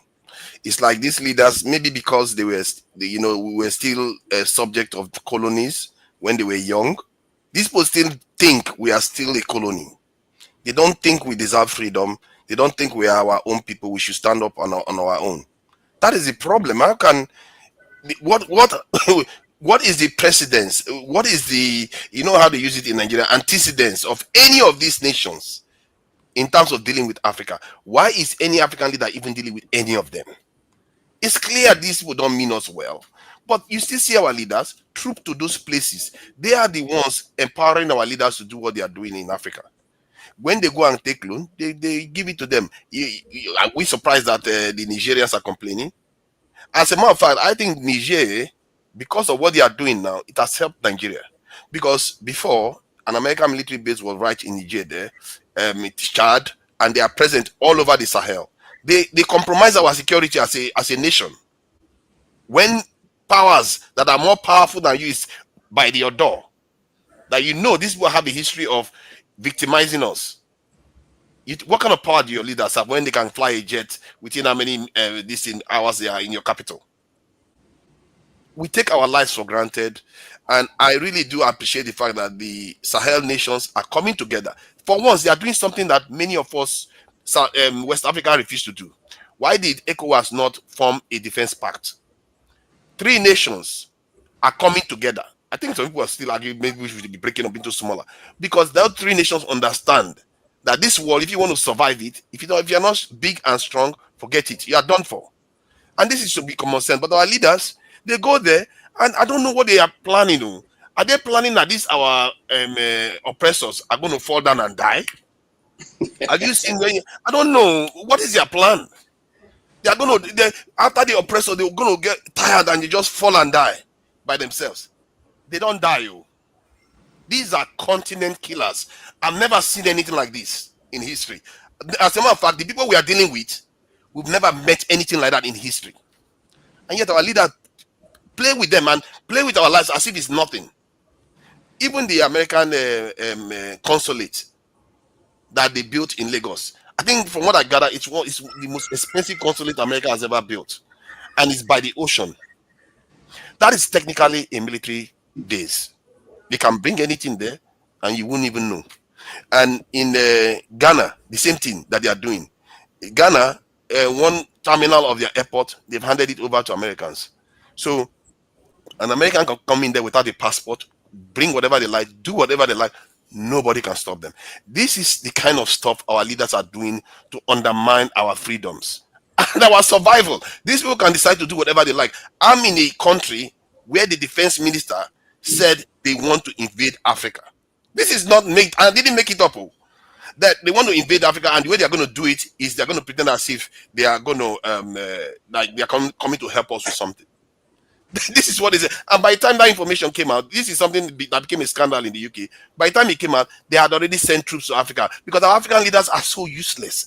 It's unbelievable. And I don't know whether I would call the leaders or just us. We are so childlike in the way we think that some other people are going to treat us better. We have to take care of ourselves, and if we don't do that, this Niger Republic issue that we are facing now, I don't think Tinubu is going to be able to do anything. Not with Northerners there. They will turn on him. As a matter of fact, if he tries anything with Niger, they will turn on him. What I'm suspecting he's going to do is he's going to bring the French troops in. They're going to use terrorists, and they're going to use it to destabilize the country through using Nigeria as a base. So that is what the Nigerian leaders are complaining about, because they know, President Tinubu knows full well that Northerners will not stand for it. And as a matter of fact, if Northerners detect any sense of the French soldiers in Nigeria, they will lose it. And you have to give it to the Northerners. You see, this is showing what happened before we were colonized. Because before we were colonized, the Northerners were the ones that resisted the most. They was like, I think there was something like they were going to fight or die or something like that. That was their motto then. While the Yorubas in the south, when they first came into Lagos, they were divided. They were fighting each other. If this base was about to be put somewhere in the south, I won't be surprised the Southerners will accept it. But the Northerners will never accept it. They are the ones technically keeping Nigeria safe from these people coming to stay inside Nigeria. Because I saw a Northerner on TV, I think one of their top brass, he came on, he said, they will never, he said he himself will go and resist it. This is an intellectual on TV. He said he himself will go and resist it. These people they understand if somebody wants to come and oppress them, they will fight against it. And the fact that they are not working with other parts of Nigeria to fight against some of these leaders that are also part of the problem is astounding. So it's up to Nigerians to figure out a way to work with each other. And that's part of why I'm here. And probably part of why most of us are here. We want to have these conversations so that sorry about that. So that we can be able to get somewhere. Because the way things are going, we can talk forever. But sooner or later, if we don't do something, we'll be here and we'll watch it happen. They will come here with their boots. You can't stop them. Look at what happened in Syria. They used terrorists to take over the country. We've seen it happen. They went into that country, took a third of the country, the area that has oil. Just like, can you imagine America coming to Nigeria, took over the Niger Delta, stealing their oil constantly for over 10 years. Then fund terrorists to fight the government while they are doing that. And sanction the country on top of it. Who will survive that? Who will Nigeria survive that? That's what they subjected Syria to. And by the time they were done, they used terrorists to take over. And a terrorist, an Al-Qaeda terrorist, so that you know how bad this people can be. These are Al-Qaeda terrorists that kill a lot of people, that they had $10 million bounty on his head. Within how many weeks, they've removed the bounty. He's now the leader of Syria. They are happy with him than Assad. Why do they hate Assad so much? You have to ask yourself that question.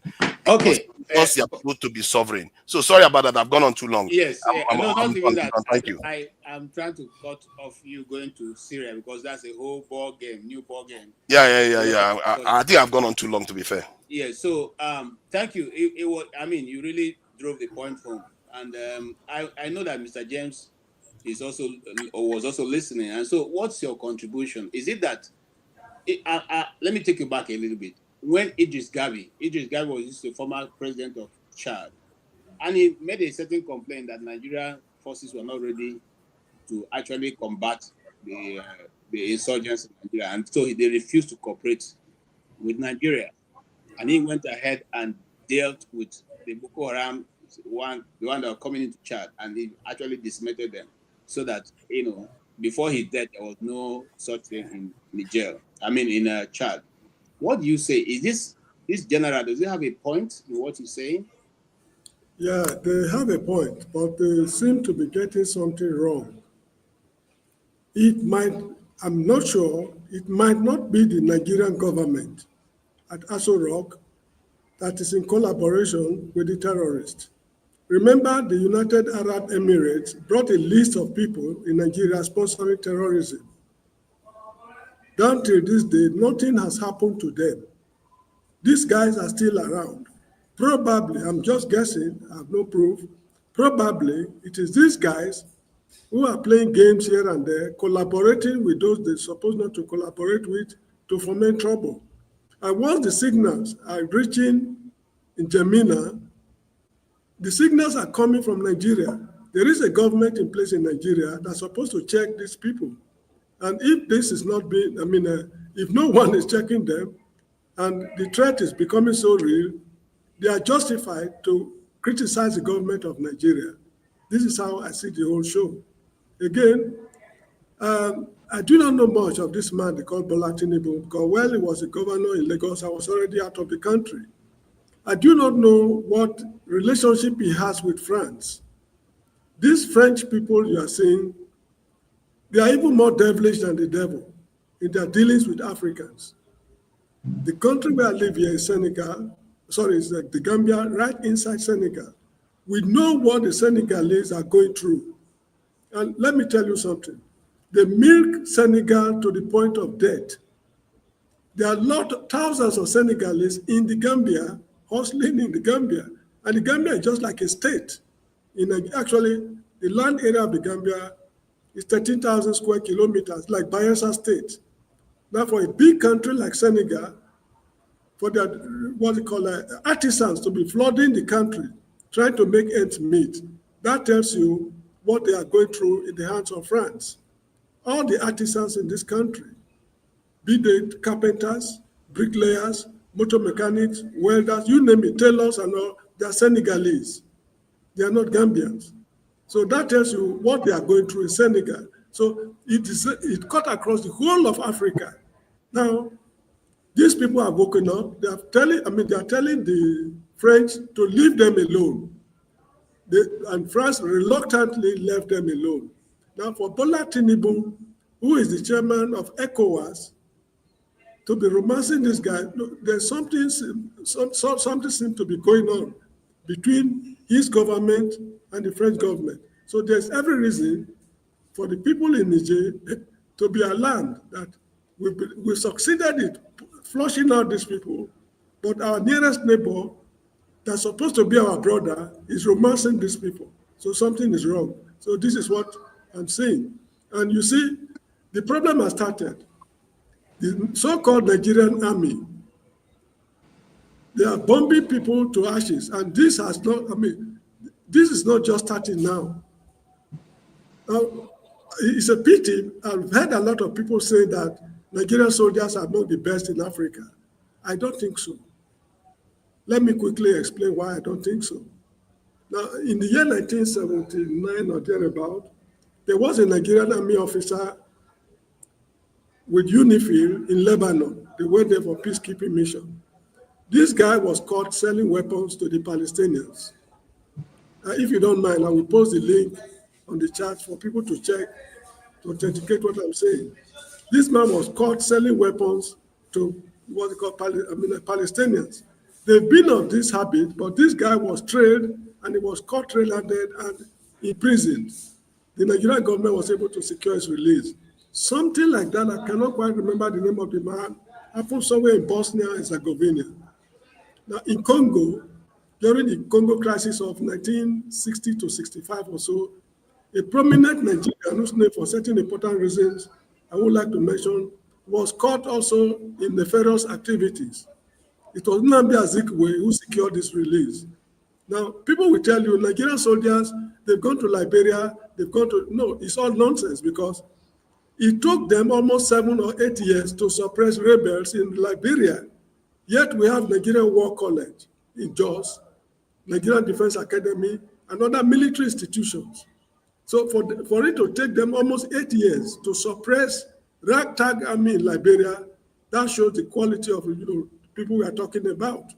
Here in the Gambia, if Yahya Jammeh had decided to launch a rebel movement from outside the country to counteract what they are doing here, it would have been a very nasty showdown. Nigerian soldiers, they are very, very wishy-washy. So we should stop saying that they are among the best in the world. After all, I do not know of any country in Africa that has sent soldiers on peacekeeping force that to say our soldiers did not do well. Even in the Gambia, they sent some to Sudan. When they returned, they said they were among the best. The Ghanaians also said the same thing. Sierra Leoneans, so there's nothing special about Nigerian soldiers. Now, you don't need Tucano jets to fight rebels in Nigeria. It's just like using Tucano jets to fight Lawrence Anini. It was the people of Benin City who used their intelligence network to fish out that guy, and he was apprehended. If they had used Tucano jets to fight Anini and Osumbo, you know what the consequences would have been in Benin. So you don't need Tucano jets to fight it. What you need is intelligence network. Please kindly give me 2 minutes. I remember during the Vietnam War, the Americans lost the war. When they lost the war, they went back home to the States, to the drawing board to find out what went wrong. And they discovered it. And what's the solution? They fine-tuned their intelligence network. So whenever they have problems on air today, they send spies over there to gather information before they use their air power, which they also developed.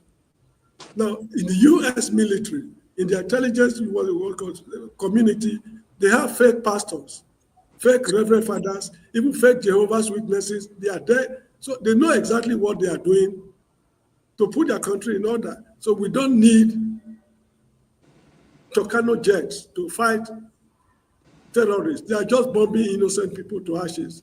I mean, Nigeria is a write-off. I've told you all very many times before, this is a time for us to talk about post-Nigerian republics. We should put modalities in place in order for us not to be like Sudan.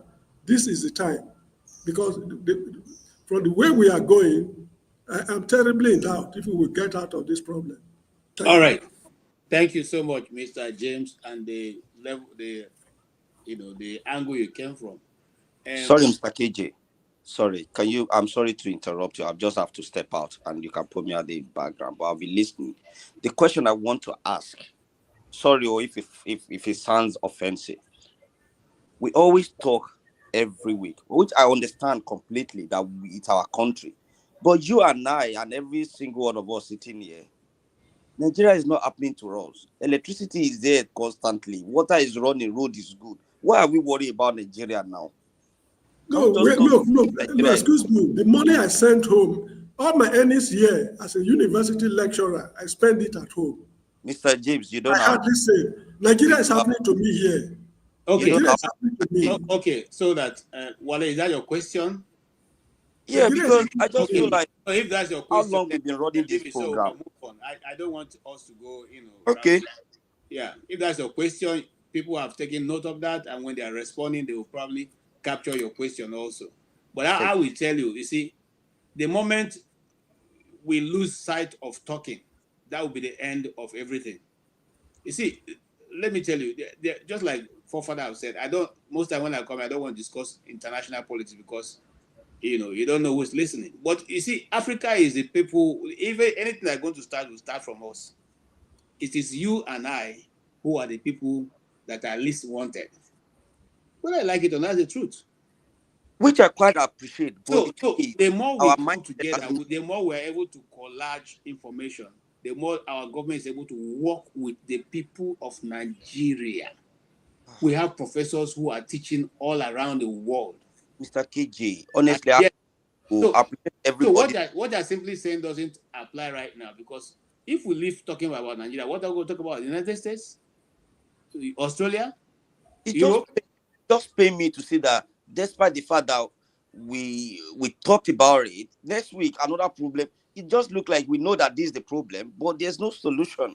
Our people are just like, you know what, I have alternative. All right, let's move on. You don't know how many people we are reaching by this information, and then one day somebody somewhere will pick it and use it. Even the Tinubu can pick it and use it because he has people who are here also listening. So don't worry, we are doing the one we can at our own level right now. Those who will speak, those who want to hear, will hear. I mean, that's it. I mean, even in your family, when you advise your children, what else can you do? Are you going to beat them if you say they don't want to do what you're telling them? So, So that's it. But I'll come to you, Jonaba, and having listened to Mr. James's explanation, I think he made so much sense in what he has said. And I want to ask you, Jonaba, this accusation that is coming from, he went a bit, he went ahead to talk about what is going on in Sokoto State. I wanted to reserve that, but you can equally incorporate it since we're always discussing it. This thing that is going on in Nigeria with the army, with the Niger Republic, with the Sokoto people, with all this unnecessary mistake. In fact, in this year, since I was doing a note, since 2017, more than 400 Nigerians have been killed by airstrike mistakes from the Air Force.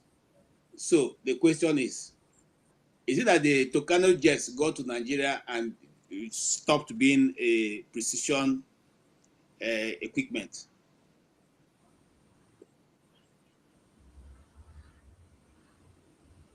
Are you done? Yes, I asked that question. So if you talk about the Niger, what's going on and what's opposition, then the one that Air Force keep telling us that they are always making a mistake and killing innocent people. Is that those aeroplanes, when they sold them to us, they remove the precision equipments? Because these are things that once you press the trigger, you can even guide it to where exact point, and it takes pictures. If the plane we know is the one they sold to Nigeria, once it bombs, it takes pictures. So you can, before you even launch your missiles, it gives you a total picture of where you are. It's so precise. It tells you where you are, at what level, which place. It identifies, you can see it on the monitor. So it's not as if you don't have a picture of those things. So how come our own Air Force is always killing innocent people and saying it's a mistake? And then the Chief of Army Staff said that when you live among people like that, you should also expect to have casualties. Should the people leave their villages when those people come?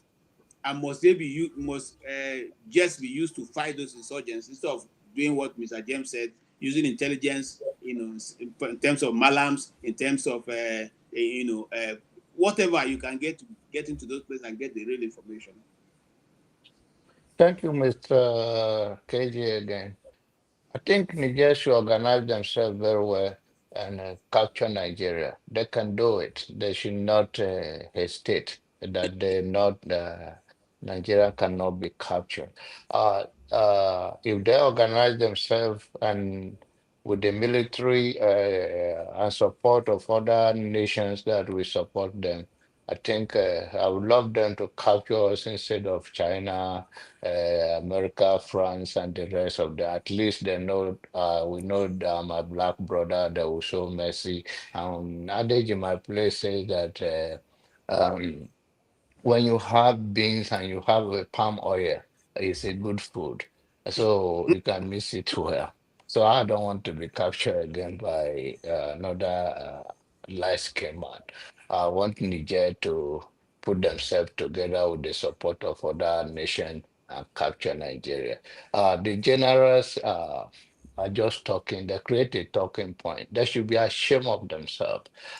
Each time these civilians are killed, they will come out. In fact, in this one, they were trying to cover up to deny. In 21st century, is to tell you they don't see far. These people, they are just taking banner, are just taking a book, or maybe some substance that is high in them. And when you are in such world, you don't see from a reality, even when it's unfolding in your own eyes. In 21st century, for God's sake, you hear the Nigerian defense spokesperson will come out and say such a shameful thing that when you are dwelling in a such place, you should be expecting such thing. What is the purpose of collecting intelligence to make sure that people are not a victim in that kind of this thing? Is that I think they have a plan, and it's because of the way they take a northern that their life doesn't count. Because when it happened in Kaduna, the president went there too and said, "This is the will of God." They always sell the will of God that of a negative to someone else, but they never take it. I hope one day they also face the will of God in that route so they can experience the painful part of life. That's why I don't believe in I believe in forgiveness, but I believe in revenge. If you slap me once, I slap you 10 times. So you go and feel it. Maybe tomorrow before you do it again, you think twice. At the level that Nigeria is right now, if nothing is done quickly, you're going to see this kind of thing. And they're denying that French country is not having a place. There are video out there. They arrived there in Borno State, Maiduguri, the capital of Borno State. And why did they allow them to come? The general said, "Oh, if they are in conflict with France, they should not expect them to join them." And that is to prepare their talking point. That, oh, and they are very small intelligent. I don't want to talk about Nigerian soldiers because just like Mr. James said, they are not that good in intelligence. They're not even defending anybody. They're just sharing the money that comes from defense ministry and sponsoring their children because they are so blinded. And that is what they're doing. They're not serving Nigerian interests. They're serving their personal interests. And like one lady said here, I think Gladys said, there is a karma. The Bible says something. Let me borrow it.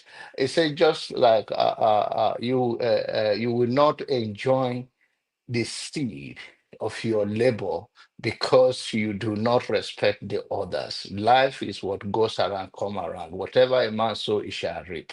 And those that do this to our souls of our black men and women, they will never also find rest. So it's best thing to know is that they can take any banner they want to take and put a different face and talk. They know they will never have peace. There shall be no peace with the wicked. Thank you. Thank you so much, Jonaba. There shall be no peace with the wicked, especially those who say the will of God is to continuously to kill the innocent people who are looking for how to survive. Why the will of God don't work for their family? Their families are go to see Tinubu in his presidential mansion, and the will of God happens to those people who are in their communities, rural communities, looking for how to survive their life. I don't think that is how God works. But however, Femi may have a different opinion. So let me hear from you, sir. Yes, sir. So, apparently there was a news that went on Heralded like around December 13th. It was alleged that Nigeria may have been responsible for the sabotage of this Niger Benin oil pipeline. Yeah. So it looks like that's where it was stemming from. And if for anybody that understands the French former colony and France dynamics, you would recall that the famous Sokoto, Guinea, was the one that was responsible for refusing the bait that France had thrown at the French-speaking African countries during the agitation for independence amongst former British and France colonies. When the French had offered the French-speaking countries the opportunity to be part of a so-called community. And, they were shocked because they didn't realize that someone like that would have the audacity to refuse that bait. And basically, at the end of the day, what had happened was supposed to serve as a lesson to any other French country that decides to actually choose independence over being part of that community. And of course, that brings us to where we got to in terms of how France continued to hold sway in terms of controlling the economies without any shame. Because ordinarily, without these countries, a lot of people will tell you that France is nothing. Now, it looks like, again, if you go back to when you try to tie the knots, if you look at the fact that Tinubu, apart from the fact that he's been going to France prior to when he became president, and he keeps going to France, culminating in the whatever they went to sign recently, I am of the opinion and belief that this three generals from what's it called, Burkina Faso, Mali, and Niger, they're watching closely, and that's why no, I mean, as much as they quickly run to Russia, nobody is necessarily, or I would like to think nobody is necessarily thinking Russia is any better, but sometimes you weigh your pros and cons and you go with the one that's possibly the lesser of the two evil. So, and I say this to say that it kind of made sense when they went on the French national French TV. The foreign minister, I think, was one that first indicated that we see what you guys are doing, oh. And we have seen this before, again with Guinea in the past, because the past has a way of repeating itself. So it's better we say it out now. Of course, they're always going to deny. And when you now tie it perfectly, unfortunately, with the unfortunate incident that happened on Christmas Day of all days, which was not the first of its type anyway, in Sokoto, you begin to wonder why the likes of Reno, for example, we spill what is spilled. I don't know if you saw what Reno said about that incident in Sokoto, where he was trying to play to the gallery in terms of the fact that, hey, we know that Abdul Rahman Chiani is Hausa. We know that a lot of the people in Niger have ethnic linkage. They have ethnic filial relationships. Affiliations. The North. So that it's almost like they're trying to calm something they're trying to brew up as well. And on top of that, you have the case of the unresolved banditry, what's it called, Boko Haram, and now the Lakurawa. And now you're having this happen. And on top of that, because you know a lot of things in Africa, it boils down to ethnicity and religion and the dynamics of the rest of the world, whatever machinations there are also, you know, it's a really complex situation, some of which we don't know who exactly is pulling the string, but we know people are pulling the strings. So when you now juxtapose all of this together, you now put this together, you now have all kind of chatterings from the whoever the protagonist and the antagonist in this case. Again, when you look at the response of Daniel Bwala, again, I don't know if you saw Daniel Bwala's response, where he said, I mean, he's paid to defend his masters now, where he mentioned that he said something about to the regards that, the Nigerians are feeling the heat. But in truth, everybody is going to suffer it at the end of the day, especially when you look at the geopolitical politics of West Africa as an example, you know. So I just find it. Did he say that the Nigerians are feeling the heat? Yeah, he did say that. Daniel Bwala, go check. He did say that. He said they are feeling the heat, and that's why they are reacting the way they are reacting. Meanwhile, again, go check out the fact that there was an actual sabotage of the Niger Benin. That's where it seems to have originated from. And again, of course, you can't trust France in this case. You know, you just got to look to history. You cannot trust them. You know, that's all I just wanted to contribute. All right, thank you so much. I wanted you to exhaust all you're saying, and you see, I've stopped listening to or watching people like Daniel Bwala because I couldn't just handle his. You know, it was too much for me, really. I'll just leave it at that. Victory. I'm coming to you, and I'm coming to you. Haven't seen the history of the people of Niger, Chad, Burkina Faso, Mali. These are nations that have been involved in fighting insurgents all our adult life. And now we are coming into conflict with these soldiers who are being in the desert. And our military or the Nigerian government seem to be going deeper and deeper into, France. Do you think we stand a chance just in case something happens tomorrow? I think what the guy said, the Niger guy said is I mean, some of us knew this anyway. Like, it's not a surprise to me, because if you look at how Boko Haram has existed in the northern state for some time now, and Nigeria is claiming not to be able to defeat a ragtag group of people. It's obvious that there are people there are foreign collaborators that are sponsoring these people. So what he said is, I mean, they are all running around. They are scrambling around because he actually spoke in Hausa. So he's addressed. He knows the audience he's targeting. And then the NSA guy responded back to him in Hausa. You know, So, and this is supposed to be one Nigeria, and they are talking to themselves in Hausa language. So you can see that the country is highly divided. And these three countries, Niger, Mali, and Burkina Faso, they kicked out the French. And you will know that, of course, the French will not go just packing. You must be mad for you to think that they will just pack a bag and they go. They have to look for another source to try and come back.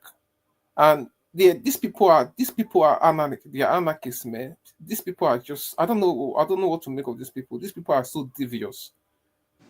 Sometimes I think that we as black people, like I don't even think we reason, or I don't even know that we have brains. I really question black men's ability, honestly, KG. Sometimes I wonder how we think as a people, you know.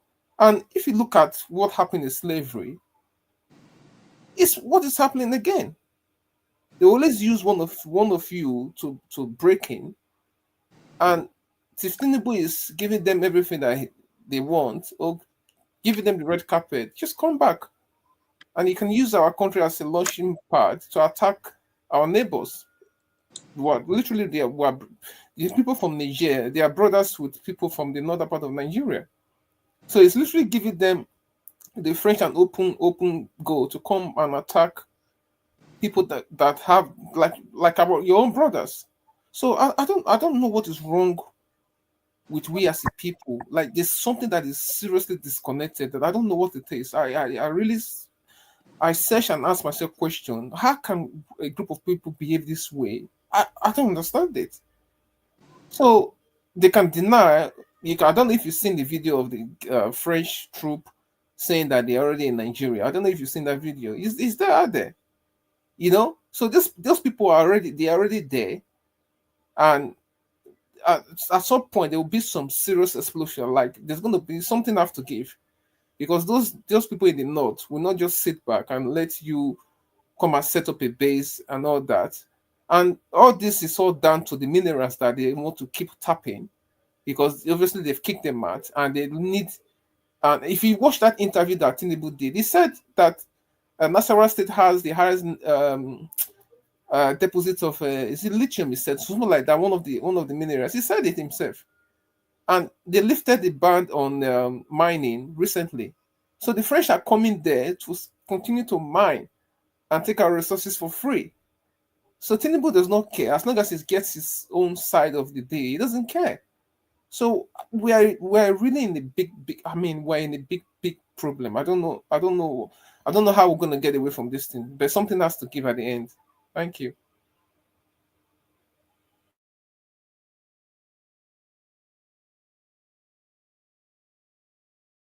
You're muted. Oh, sorry, but I'm glad. Can you hear me? Yes. Okay, ma. If you can hear me, yes. You listened to the discussion so far.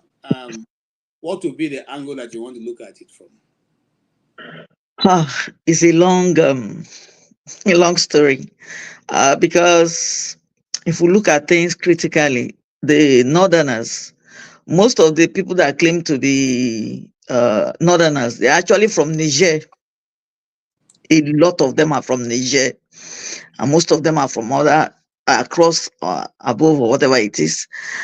The situation of what is going on now, the frequent visit of Tinubu.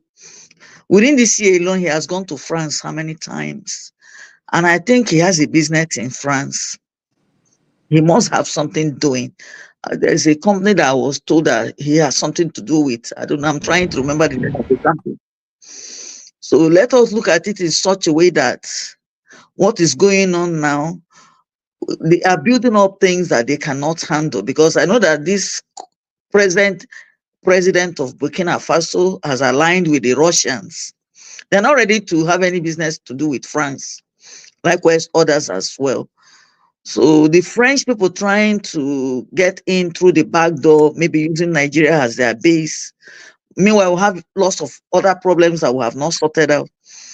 Tinubu is busy also trying to attract a lot of things to us. The Northerners, at the end of it all, we do not know what they have in mind, because from Sokoto to Niger is just at the back. It's just a distance. Most of our Nigerians are there. They intermarry.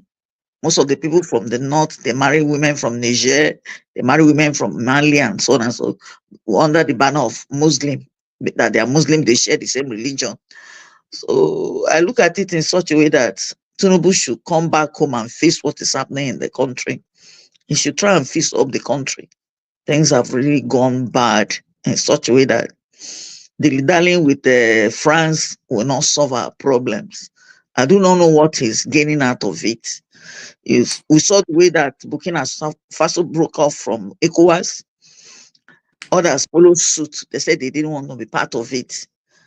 Who wants to remain a slave for life? The people that actually came in to say they came to colonize us, to teach us religion, to teach us all sort of things. The all thieves in disguise. They come in looking for what to take from us and then turn around and make a mess of us. So the only thing I'll tell us is that we should just be cautious. Because if war breaks out from that end, I don't know what is going to happen, because the Northerners will definitely support the people from Niger. They are one family. That's where I say it. I actually stood in the North, so I know what it is. That they even give more respect to people from Sudan, Niger Republic, and so on and so forth, than even we, the Nigerians. They honor them more than they honor their people. So let Tinubu find out what is the best way to handle our situation. The country is going worse to worse. Every day, things are actually taking a different dimension. And like I said, was it 2 or 3 days ago? I said the cloud is gathering. No one knows what end or whichever side it is going to fall from. We pray that, I don't know, prayers. I know that most of the religious leaders, they have prayed and prayed and prayed. Nothing is happening. What's his name? Tinubu is bent on doing what he wants to do. Because I know that Pujot belongs to France. And I know a lot of them have businesses. A lot of people in Nigeria have business contacts with the French people. And they know what else they stand to gain from putting us into a very confused state. We're getting into a confused state where the French soldiers will come around and come and hang on our neck. We have not even finished the problems on ground. We are threatening other bigger problems. May God have mercy on us. That's my thing. Thank you so much. Thank you, Madam Gladys. And you raised a very pertinent question, which I'm going to ask Mr. Tony. Nigeria borrowed money, billions of dollars, built railway to Maradi from Kano, lay pipeline from Nigeria to Kano, bought SUVs for the presidential election, followed and gave money for election in Nigeria. And even now, it is known that a lot of Nigerians have big mansions in Niger. There's also electricity that we are providing. We supply them electricity. Of what economic value is it to Nigeria to take that relationship and cling on to France? You asked me a very difficult question. Anyway, Nigeria has always, greetings to everybody and those listening. Nigeria has, there was a time when the foreign policy of Nigeria is, I think they used to say Africa is the centerpiece of our foreign policy.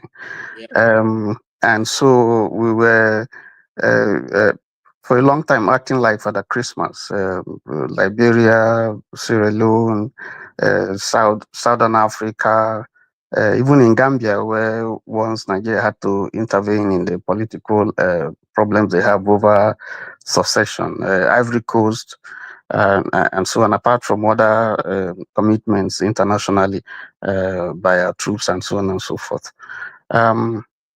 But I think now, if you ask me what is Nigeria's foreign policy, I can tell you. I think the danger that we're facing today, I'll come to your question, is that the sub-Saharan, the politics, international politics by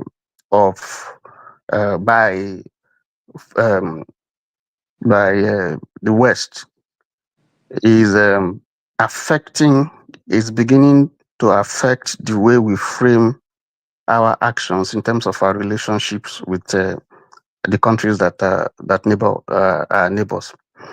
Niger, Chad,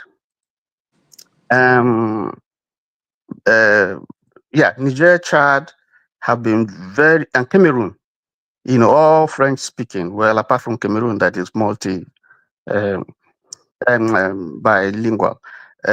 They have been very useful in helping us to fight insurgency because one way or the other, they also are affected. Niger particularly, and Chad. If you remember, I think it was a Niger leader who died in the course of, as a result of injuries he sustained fighting Boko Haram and the rest. And there are a lot of Nigerians who are displaced who are in Niger and also Chad. So we have always had a relationship. You meant the Chadian leader that died from fighting. Yes. Sorry, So, but we've always had. Nigeria has Nigeria and Chad basin. What is it? Some relationship. In dams and stuff like that. Even Niger as well. If you look at some of the reasons why Nigeria had that kind of relationship, it has to do with an agreement which they entered into when the Kainji Dam was being built. And Niger played a critical role. And there was an agreement, that, Niger, nobody will do anything that will affect water supply to Kainji Dam. So there's some arrangement, which had helped to foster the relationship between Nigeria and Niger. And it's been so for a long time. But we see a situation recently where maybe because of personal interest, which has little or nothing to do with that of the original interest upon which this relationship that I was trying to explain is based. You find the Nigerian government kind of partnering to France. First of all, we had if you look at, let me just quickly just give you in France has the highest military base in Djibouti. It has about 1,500. In Chad, it has about 1,000. In Gabon, it has about 400 or 500. In Ivory Coast, it has about 950. In Senegal, it has about 600. They're all stationed there. And if you remember, the relationship between France and someone was mentioning it, even after independence, even though those French-speaking, those countries that were colonized by France, had their political independence. Economically, they were not independent. Somebody was referring to it when they talked about Franc-Afrique, where France still had, the major dominated their economy in terms of resources and so on and so forth, and how much they have to live in the central bank in France and so on and so forth. So even though France had granted them political independence, economically they were not free. It was only Guinea, that said they weren't going to join that union. I think someone mentioned it, but that was supposed to be an example for Africa, that we are politically independent. We must also struggle to ensure that economically, we also are independent. But it has not been so with the French-speaking countries. What has happened recently is that, this is my take, because the government was looking for legitimacy, following the election. So it had to look for favor from, some sort of, friendship with the outside powers to help legitimate its authority, even though we know that, the courts, our Supreme Court and so on have, kind of legitimized, declared the winner of the election. But we know that there's still feeling within Nigeria and outside that the election was not free and fair, and that the person who occupies that position is really not the true winner. Okay, so my thinking is that there was an attempt, to see how we can get in the good books of some of these foreign countries, and so that they would help us. And I think this government started, pandering to France. And the danger is that gradually France now began to shape. It came at a time when even the French-speaking countries are beginning to feel that France has exploited them enough and that they wanted to break out.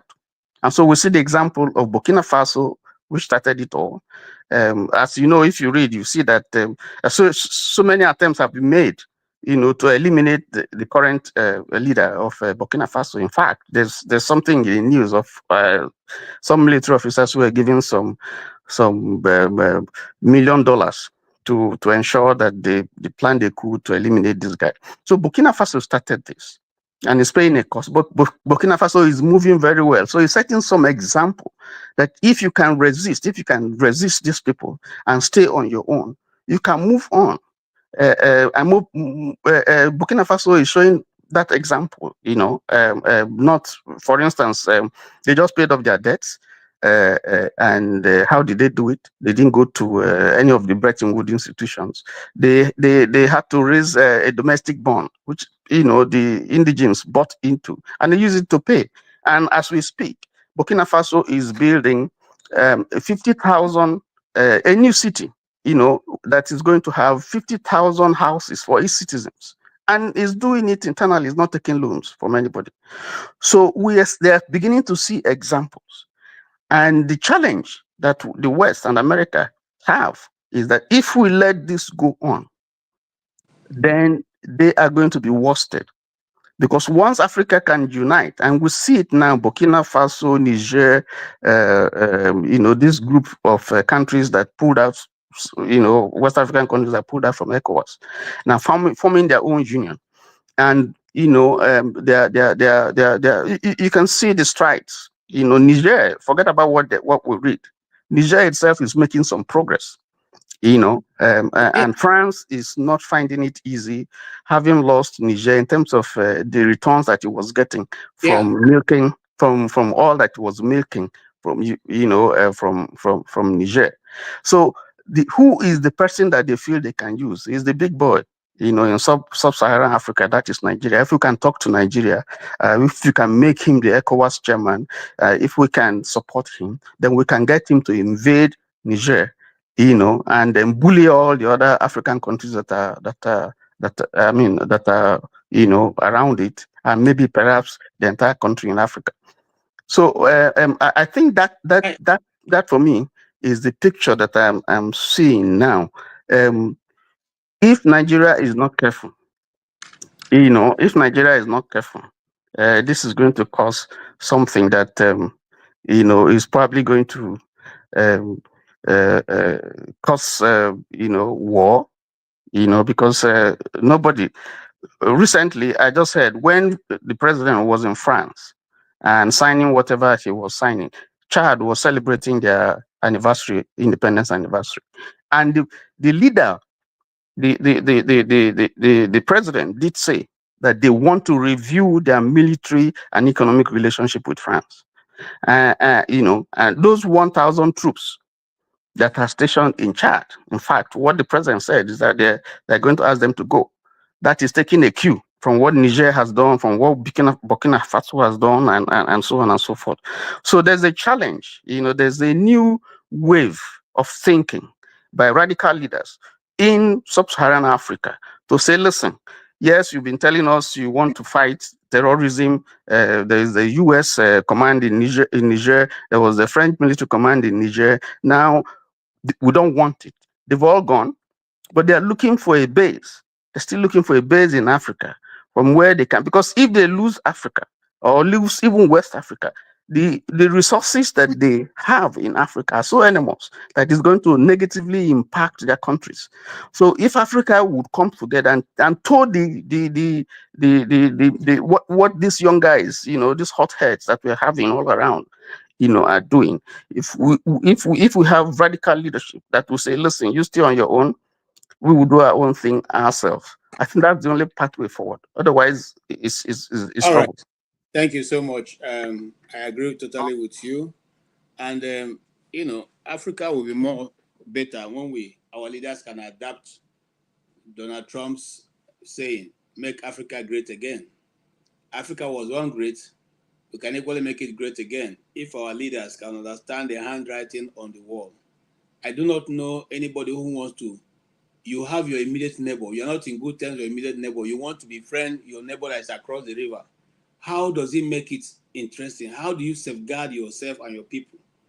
If you become enemies with Chad, with Niger, with Burkina Faso, so how then do you exist? Because these are countries bordering you in the upper north where you are least defended. Least. That's a critical question. That's a very relevant question.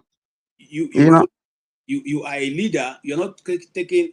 By the way, I want to ask. I don't know if anybody have this answer. Do you just, as a Nigerian leader, you just go into agreement with another country without the approval of the National Assembly? I thought the National Assembly have to ratify whatever treaty that Nigeria enters. How come he's able to sign away this thing without anybody in the National Assembly taking part in it? That's the question we should all ask ourselves. But I'll quickly move because our time is fast spent, and I have one more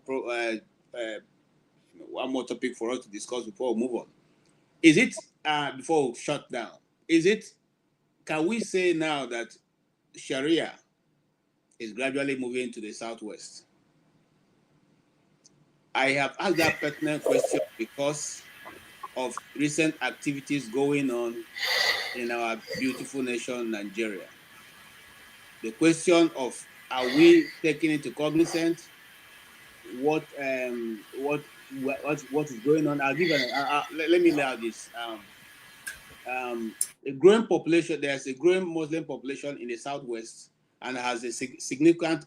They are significant in number, and a growing Muslim population, which could lead to increased demand for Sharia law. Is that true? If that's true, because I'm reading from, a journal. As they exist, that's also, they say the factors that is making it look like the southwest is going Sharia. They already have existing Sharia courts in some of the states in the southwest, especially states like Ogun and Oyo, already have Sharia courts handling civil cases and involving Muslims. So the question now is Nigeria moving away from our secular nature, the secular nature that we all agree to be? And then are we going to imbibe Sharia as one of the religion, or the only religion, or the same, are we going to come to a point where we now say we're a Muslim nation? Before I say that, before I ask the questions, let's watch this video briefly. This is what happened with one of the states in Nigeria.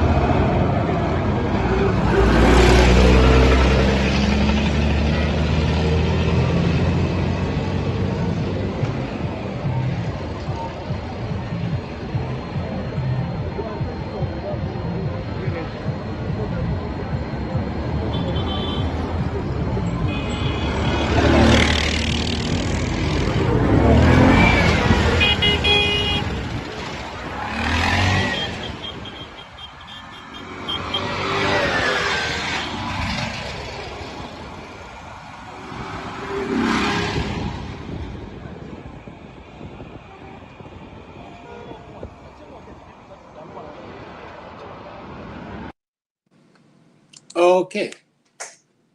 Yeah, that's a young man who didn't mind whether he can drop from there and die.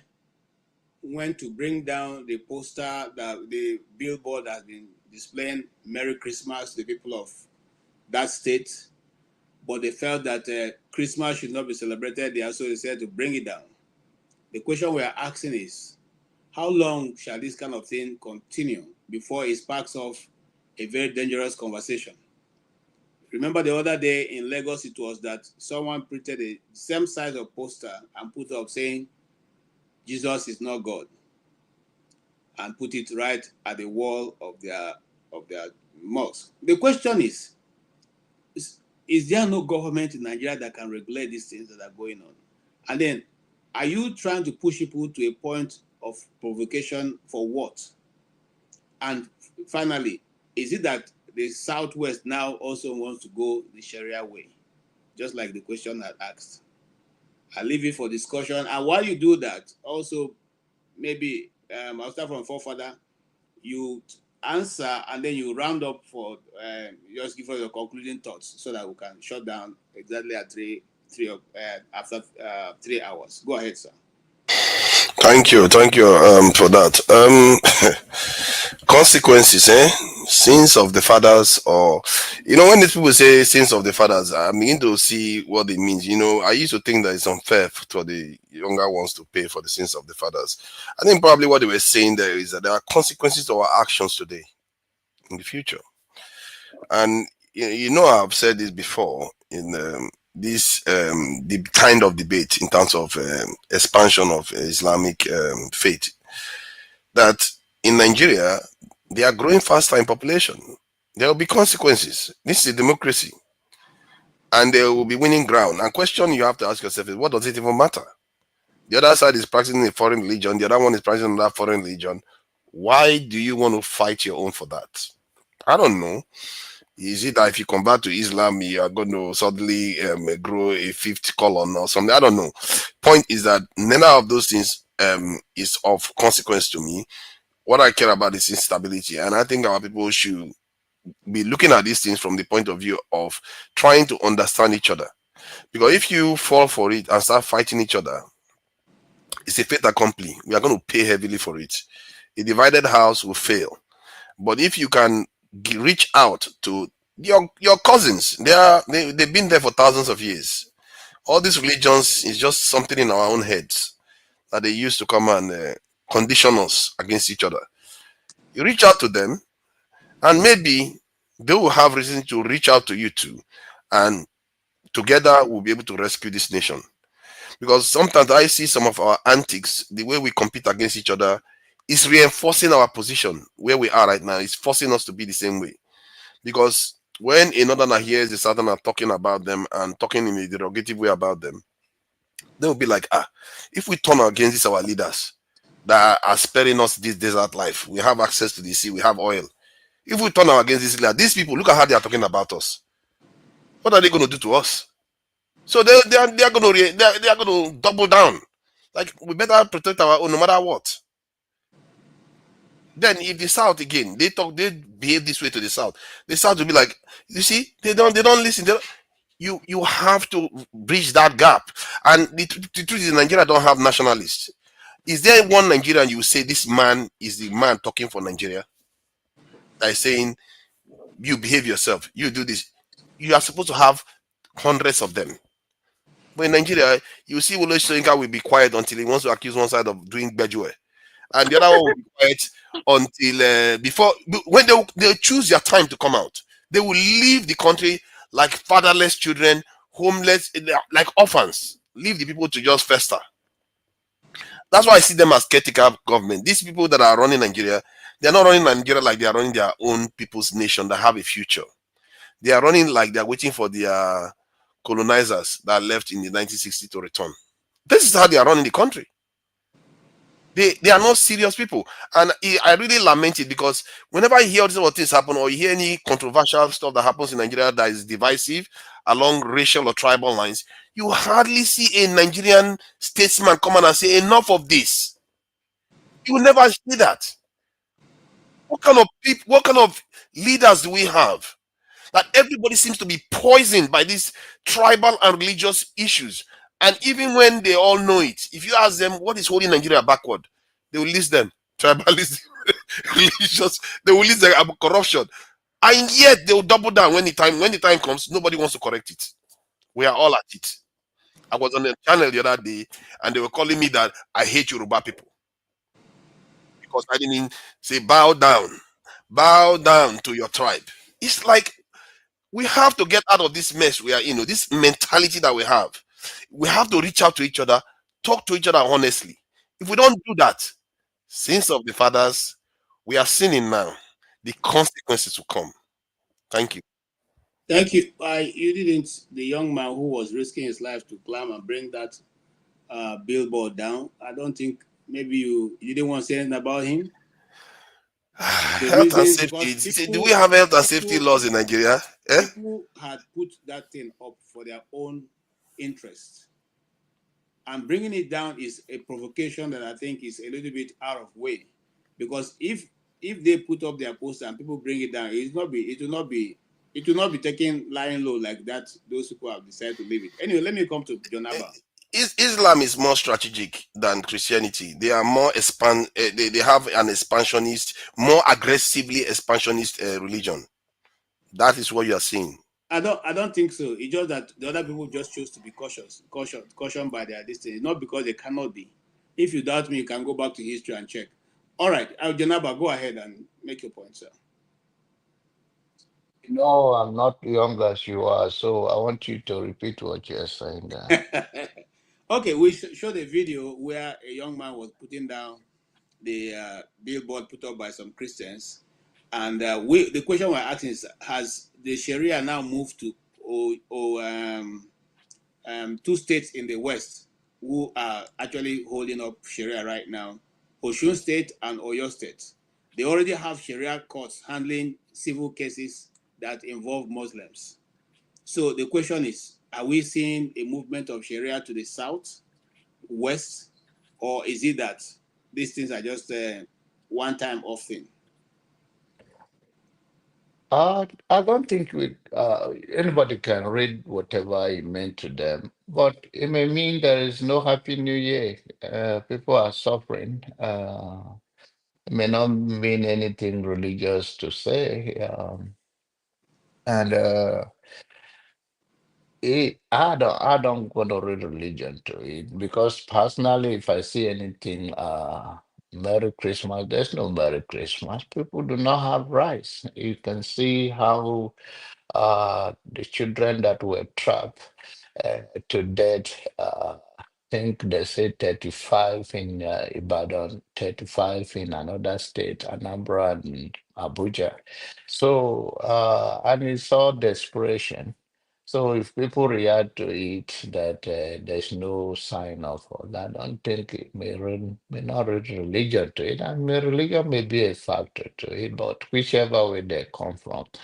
Um, I'm not that religious person, so I don't take a side on religion. I just believe that every human being have the right, but we should not uh, uh, discard the fact that some are very religious and fanatics that will push back on the issue even when they don't know the cause root of it. So I don't buy to those petty things. But in the actual sense, why many people around the world are celebrating, others are weeping. So people can read anything, say, what the heck is going on? This is not Merry Christmas or Happy New Year. It's a pain. So people may have uh, many reasons than what we think. But if it is on that serial, and I I don't think at this stage Nigeria has already overcome that. But we also believe that they use religious to divide us, tribe to divide us, which are all of those things. Is when you come from a petty way of thinking. Human beings should be connected by spirituality of personal issues in their life and how they value spirituality and not of a name of any religion. Christ himself, in as much as people may read about it, Jesus is not a religious person. So, uh, like our forefathers say, Islam is more strategic in that doing and pushing back on that thing. But then, end of the day, we are just a victim in between all those things. We should seek the national unity and just be a decent human being that provide a decent thing for our people. And whatever they choose to worship is personal. Thank you. Thank you, Jonaba. And I come to you, Femi. Femi, many years ago, there's a professor called Ali Maziri who said that Nigeria was a giant in the sun and talked about all the beautiful things that are available in Nigeria, how Nigeria was going to go to become great. I don't know if that professor is still alive today, but now looking at the He's indices, dead. He's dead. he's Professor there, of right? history. Yes, professor of history. Yes. Yes, he's dead. This good professor who saw the future, like Nostradamus for Nigeria, and so many things who can be. Do you think those things have been able to be achieved in the short time or the long time that he has? This is over 30 years ago. He saw that Nigeria was going to be great. He spoke about it at length in documentaries and all that, still available, if you go searching for it. And now, just like Jonaba said, shouldn't we read these things, this video we saw from a religious point of view? Should we just dismiss it and say, well, a guy was hungry, he wanted to use the billboard for his bed, so he tried to cut it down, to align it for people to say Merry Christmas in Kwara State? How do you see that, sir? So, was it in a pair or so the other day when a similar thing was replicated? Yes. Okay, so you know that incident. Yes. And we see this displayed all over. And if I have to be dispassionate, I've also seen it the other way around as well, right?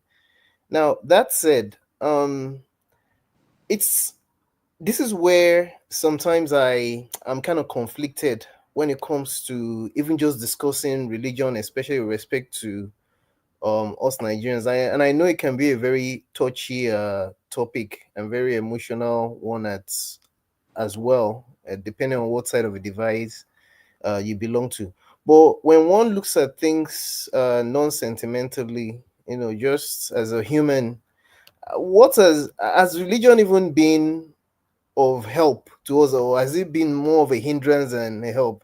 My contention is that it's been more of a hindrance, because even generally speaking, it's almost like in every way or shape or form that you look at how religion is plays out in Nigeria, it's almost like a form of oppression in itself. It's almost like a tool that is used depending on who the people at the helm that are actually using this to intoxicate the end system, whatever their agendas are, is what goes as well. Sometimes I just suspect at the earliest opportunity, whenever people are agitating based on religion, with specific regards to this particular incident of Sharia being brought to the West.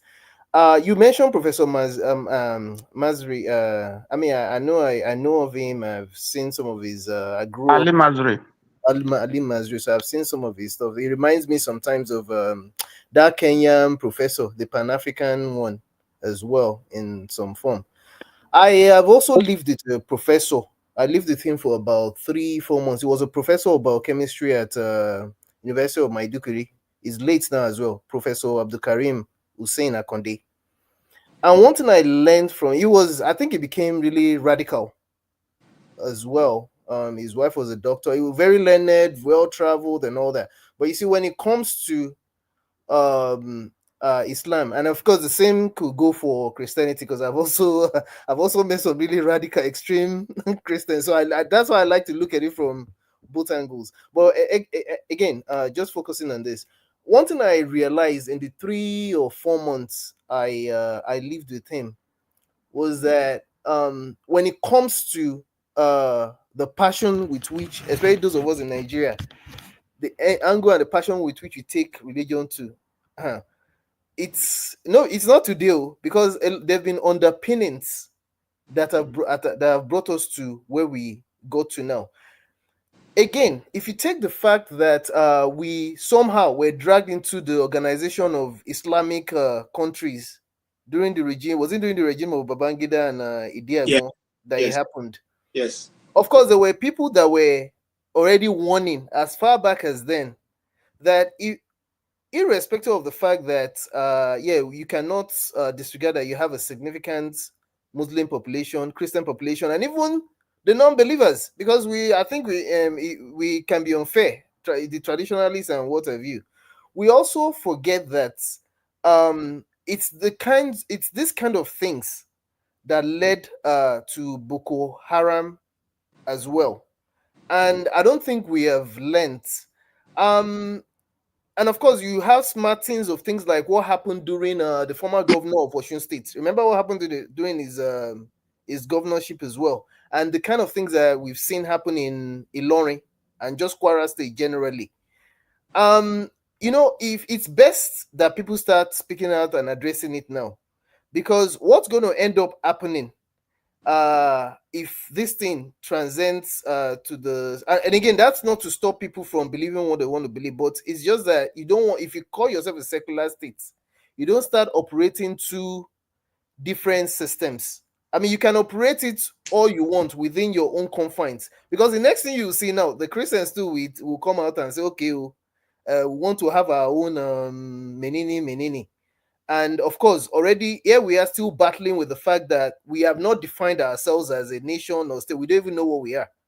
I mean, we're still quarreling about Igbo, Yoruba, and letting ourselves go. You see, these are the kind of things sometimes I wonder about if we were to disintegrate today. Yes, I would rather we stay together, but if it's by force, let's just go. But even by the time we start disintegrating, you still have other micro issues like this to deal with as well. Right. So to what end? That's how I would end. All right. Thank you so much. There's never going to be end of agitation, whether it is all Igbo nation or all Yoruba nation or all Fulani nation. That's the humanity. The human, we are constantly in the move. So, but the reason why we say, why these calls have been made, because the system that we have right now doesn't seem to be servicing everybody. And, some people make mistake to say, I'm not calling that religion should be regulated. I'm saying simply for boom boom ray, just in case you seem not to. I don't know. I don't speak good English, but I can speak it in Igbo if my English is not clear enough. I'm simply saying that bringing down posters that does not belong to you or billboards that do not belong to you because you find them offensive becomes a problem, especially if it's done by the other side. If we start that today, only God knows where it will stop. That's the reason why we're discussing this. We're simply saying that Kwara State, the last time we checked, is still a secular state. If they have now decided that they won't have posters being put up, are we also going to say the same thing in Lagos, where you go to put on the billboard that if we wrote the same thing about Mohammed, I'm sure that Lagos will not be standing today. So let us not go there. Nobody has monopoly of violence. Nobody has it. All of us can be crazy at one point or the other. Let's not provoke people to unnecessary annoyance that will not lead us to anywhere. And by the way, it is not the people we are fighting. No country survives religious issues, rise. No country. If you check, you can check Lebanon. Lebanon was one of the thriving countries in the world before they went to where they went to. Anyway, that's a discussion on that. Let me not distract myself. Madam Gladys, yes, your take, man. Thank you so much. Talking about intolerance as regard to religion, it is not something of today. Let us remember some years back in the northern state of Nigeria, a lot of people were killed for one reason or the other. Even some people were burnt or beheaded. And nothing came out of it. Rather, somewhere like in Kano, we saw what happened in Kano, where the people decided to begin to defend themselves under the flimsy excuse of something little. It escalates, and before you know it, they started killing people and burning down houses and shops. But that was many, many years back. But when the people actually decided to actually within the same land to defend themselves, a lot of things were actually calmed down. The situation where the young man was trying to bring out to pull down what was actually placed there, maybe by a group of persons, he has no right to pull it down. Because you see that in some cases they will tell you that there was a case in Sokoto State where a young girl was beheaded because of what they said she did with the Quran. The problem we'll have is that most times we allow religious issues to tear us apart. You see, this, like I said when I spoke the first time, I said, you see, someone will say Islam is best, Christianity is best, but all these things are personal issues. Having salvation is a personal stuff. That whatever religion or whichever group you want to belong to is left for you. You must not impose it on others, and you allow people to choose where they want to belong to. And if we look at it, we can see that a situation where a lot of things were actually being said that the government trying to insist that they want to belong to OIC. We have attended sessions with them in the past. Possibly, we actually even signed to belong to OIC. That's knowledge of most Nigerians.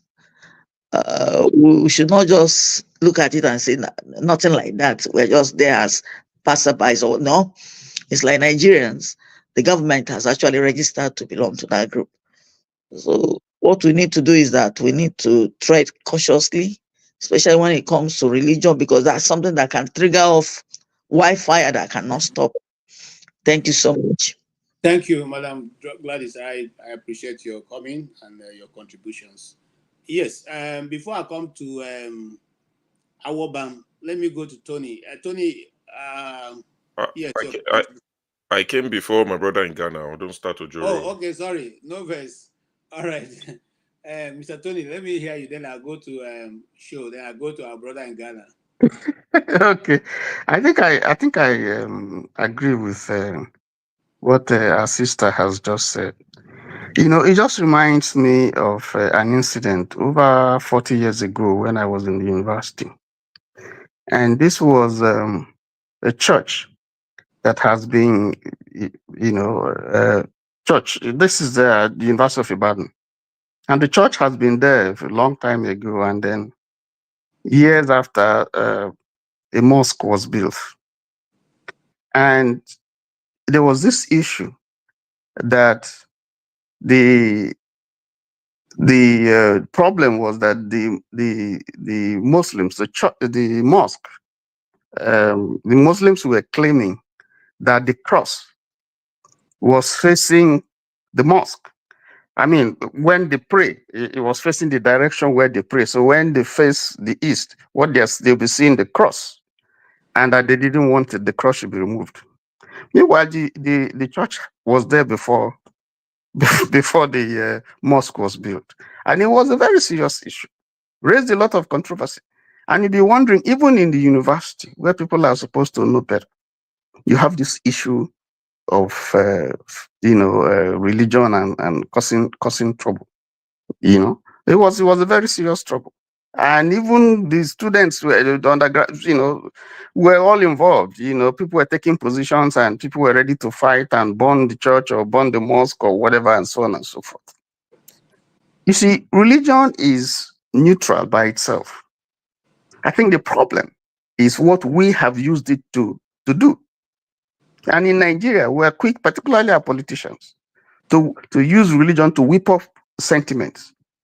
You know, because when people fail or when they are finding it difficult to succeed in whatever they want to do, then they either go to ethnicity or they resort to whipping up religious sentiments, because that is something that is very emotional, very sensitive, and people are ready to die for it. And it's unfortunate because you never would see African traditional religion. They don't cause problems in Nigeria. It's either Islam or Christianity the two of them. Now you have other forms of religion. I haven't seen them causing this much of tension and problems that we have in Nigeria. And yet, it's not as if it's only in Nigeria that you have Christians and Muslims. You have them in other places. And if you look at how have other countries been able to deal with the issue of religion, how have they been able to use it to advance the goal of developing their country? I just came back from what we call pantry. My church every Saturday gives out food to people, irrespective of who you are, whether you are Muslim, you are traditionalist, you are Hindu, whatever. They give out food as its own way of, intervention in trying to help, those who are poor and those who have need. These are the things that we should be doing, not this type of nonsense that we are seeing. It's not for the guy who is climbing. I'm sure that he may not even know what he's doing and the implication of what he's doing. Probably somebody gave him money and say, climb up there and go and do whatever you're going to do. And it's I think that we must begin to come to see religion not as something divisive, but something that is supposed to be used, very, very powerful instrument that will help us, to forge ahead and build our nation. Let me just stop there so that that can speak. Thank you so much for your contribution. Yes, sure. Yes, thank you, KJ. I watched most of the show, but I felt like I needed to come in and speak on this. Looks like we have 4 minutes before we round off. I feel like I needed to speak on this, especially for the sake of our viewers, so that they can get clarity on the video you played. The banner was placed there by the senator representing Kwara Central. His name is Saliu Mustafa, I think. He posted the banner because it represents Christians, Muslims, pagans, everybody in Kwara South in the Senate. So the people who claim that the religion is religion of peace felt like it was offensive to them and they took it down. That's what happened, long and short of it. And that is what worries some of us when they say they're bringing that nonsense Sharia to the Southwest. I am glad that Yoruba people, a lot of Yoruba people, Christians, Muslims that they now call moderate Muslims, have spoken that we would defend the Southwest with our last drop of blood. That the Sharia, it stays where it is. You see, a lot of them supporting it online, they don't live in Nigeria even. There's a particular lady who is in the US, in Michigan or wherever she lives. She's a big defender of it, and so many of them defending it. Oh, how does it affect you? It's Sharia. It's just for Muslims. That is how it starts. Now, look at a town where it is predominantly Muslims. A banner is offensive, and you took it down. And you're telling us that you want to bring such ideas into the Southwest. If the governors of the Southwest know what's good for them, they need to stop this in its track as quickly as they can, because we can see the part of Nigeria where Sharia is practiced. It is retrogressive. I don't know what benefit is brought to them. You see people's, go online and Google Sharia judgment in Nigeria. You see the people's arms and legs that have been cut off, the poor people. And they'll start telling you, oh, you only affect, marriage and divorce and inheritance. It does, when you tell them what happened to Ganduje, why is Ganduje walking around with his 2 arms? And they tell you, oh, Sharia doesn't cover that. But these people that you've cut their arms and legs because they stole something. There's a picture of a young boy whose offense was he stole a phone and they cut off his 2 arms. And this is what you want to bring to the Southwest. I want to curse them in Yoruba. No. How can people sit somewhere and say they want to bring Sharia to the Southwest? What is missing that we need Sharia for? You cannot tolerate a banner. The senator had to put it on his Instagram page. If you go on his Instagram page, he's now posted the banner there. Because some people were offended by a banner that just says Merry Christmas, Happy New Year from your senator. They took it down. And you want to bring that nonsense to Southwest. God punish you now. Try it. And that is why I tell forefathers, there are some things I'm passionate about. When you discuss Nigeria, we'll discuss it. I'm passionate about it. But when it comes to Southwest, it's closer to me. Whoever is offended is offended. Try it and see how it would end.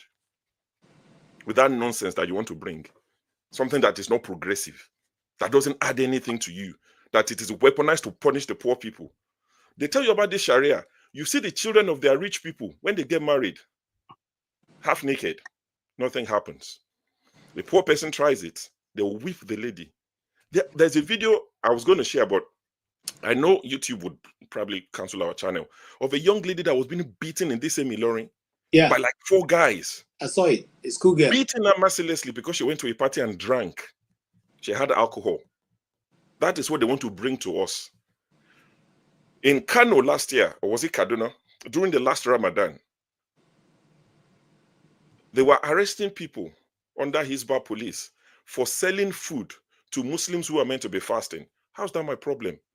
I'm a food seller, I'm a food vendor. Whoever comes, I will sell to them.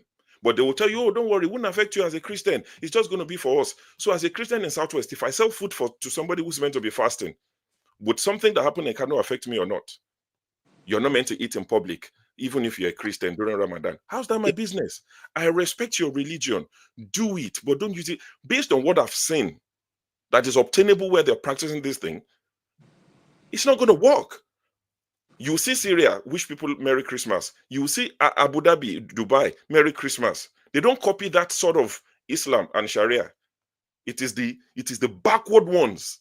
And if you tell them to relocate to Iran, they will start fighting you. Move to Afghanistan, they will say, yeah, is that your business? When they want to leave Nigeria, they are looking to go to UK. They are looking to go to the pagans in the US. They are looking to go to non-believers in Canada. Go to where they practice what you like. If they're born on that well, carry on, come Southwest. We will defend Southwest with the last drop of blood. We're not mad.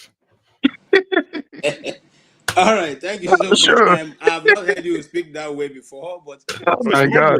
It is madness. Okay, I think I don't have anything to add. Awabam. How do you close this thing? Yeah, thank you so much, CJ. Good evening to every one of you that is in this platform and those in the comment section. Please, CJ, you will hear some background. Don't leave. So don't. You will have you will hear some, people preaching. They are very close to my farm, so I am in my farm. The light is not. You can see, lights all over, but it's not shining where you can see me clearly. You see, it bothers me when Nigerian people comes out to a gathering like this and you are trying to be politically correct in everything.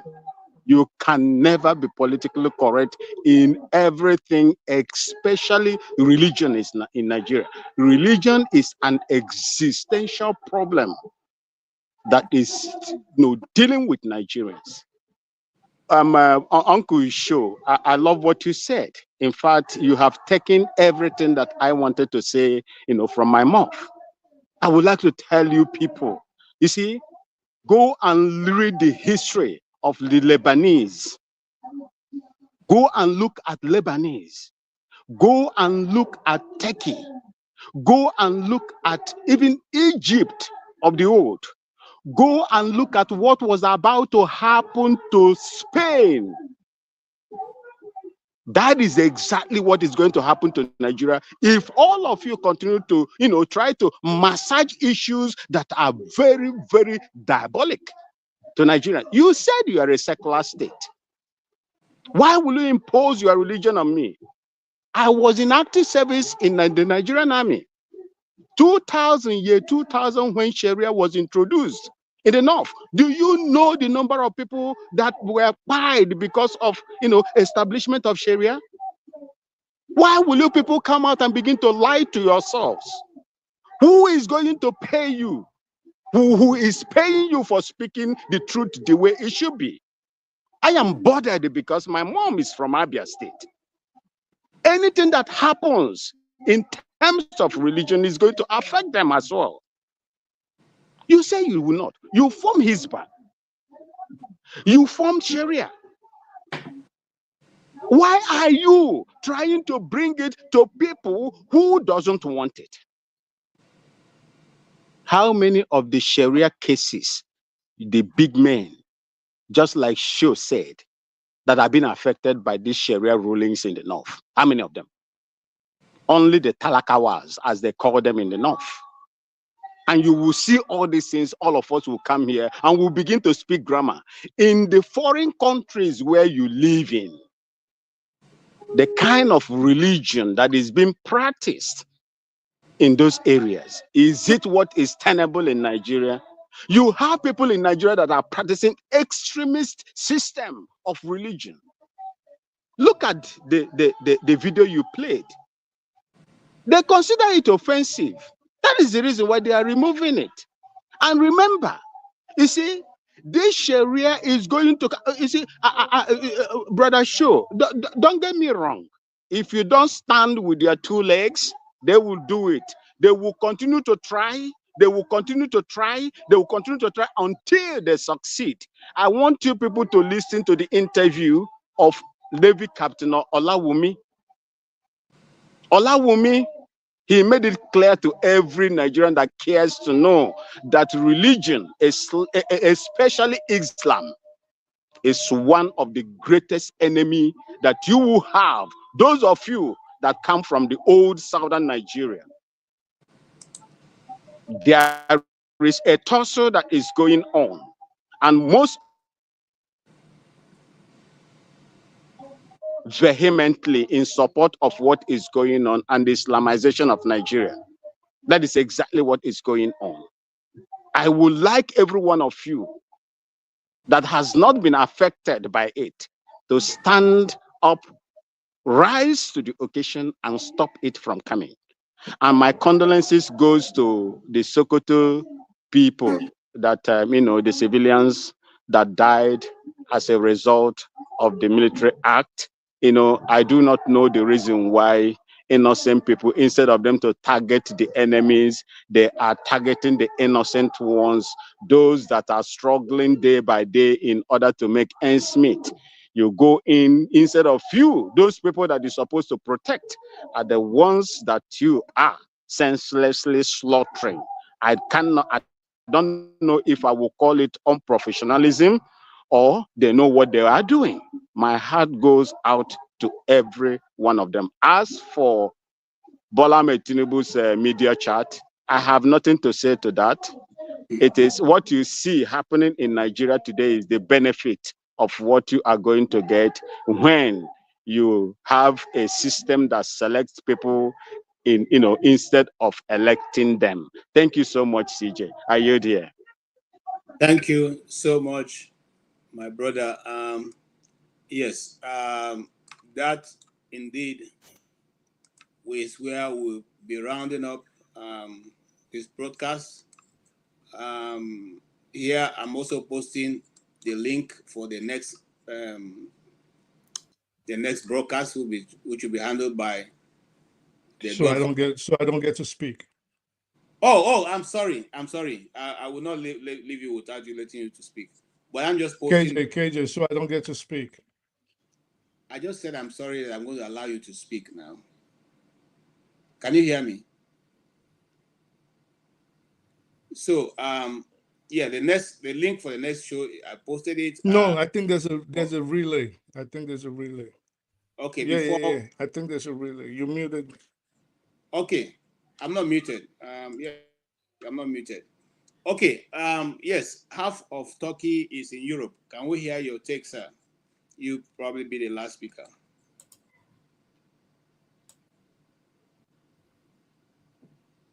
Okay, half of Europe. If you can rejoin us, I will just hold on so you can rejoin us and make your contribution. I think you want to say something. Yeah, because he said I should wait. I'm only here because he said he wants to say something. So I'm waiting for you. Because I know we have to leave so that this guy can start. But I would like to hear what he has to say. I don't want it to seem like a conspiracy to kick him out. So I would love for him to say what he has to say. Not that it wouldn't. Yeah, half of Europe, you are back. Yeah, he can say whatever he wants to say. The new stream has started, though. Okay. Well, let's end it, and I will catch him on the next stream. Can you hear me? They've started the second stream, KJ. I think you should end it. Okay, so based on that, if you can you hear me? Yeah, move to the new stream, and then say what you want to say. Forefather is waiting for you over there. Okay. Thank you so much, every one of you. You have all been very, very wonderful being here. I appreciate everyone's contribution. We will continue the discussion, but here, this is our final take on this. We are putting this out there so that we can avoid making a mistake that cost other nations a lot of lives and property. We are here to discuss, to say, look, we don't have to, as Nigerians, reinvent the wheel. We already see how things are working in other nations. We have seen their blueprint. We can take it and run with it. We have the manpower. We have the ability. We have the intellect. We have the people who can do it. These people have been doing it all around the world. They are Nigerians. We can begin where we are and move on to do great things. And Africa is waiting for Nigeria to rise. When shall we rise? I quoted Professor Ali Maziri, wherein he said, we are a giant in the sun. It is left for us to either shine or to remain dark forever. But as for us, here in Dr. Damages, we want Nigeria to rise and shine and take its place in the scheme of things in the world and in Africa, in particular. Thank you so much. Until we meet again, this is KJ sign off for Dr. Rudolph. Thank you.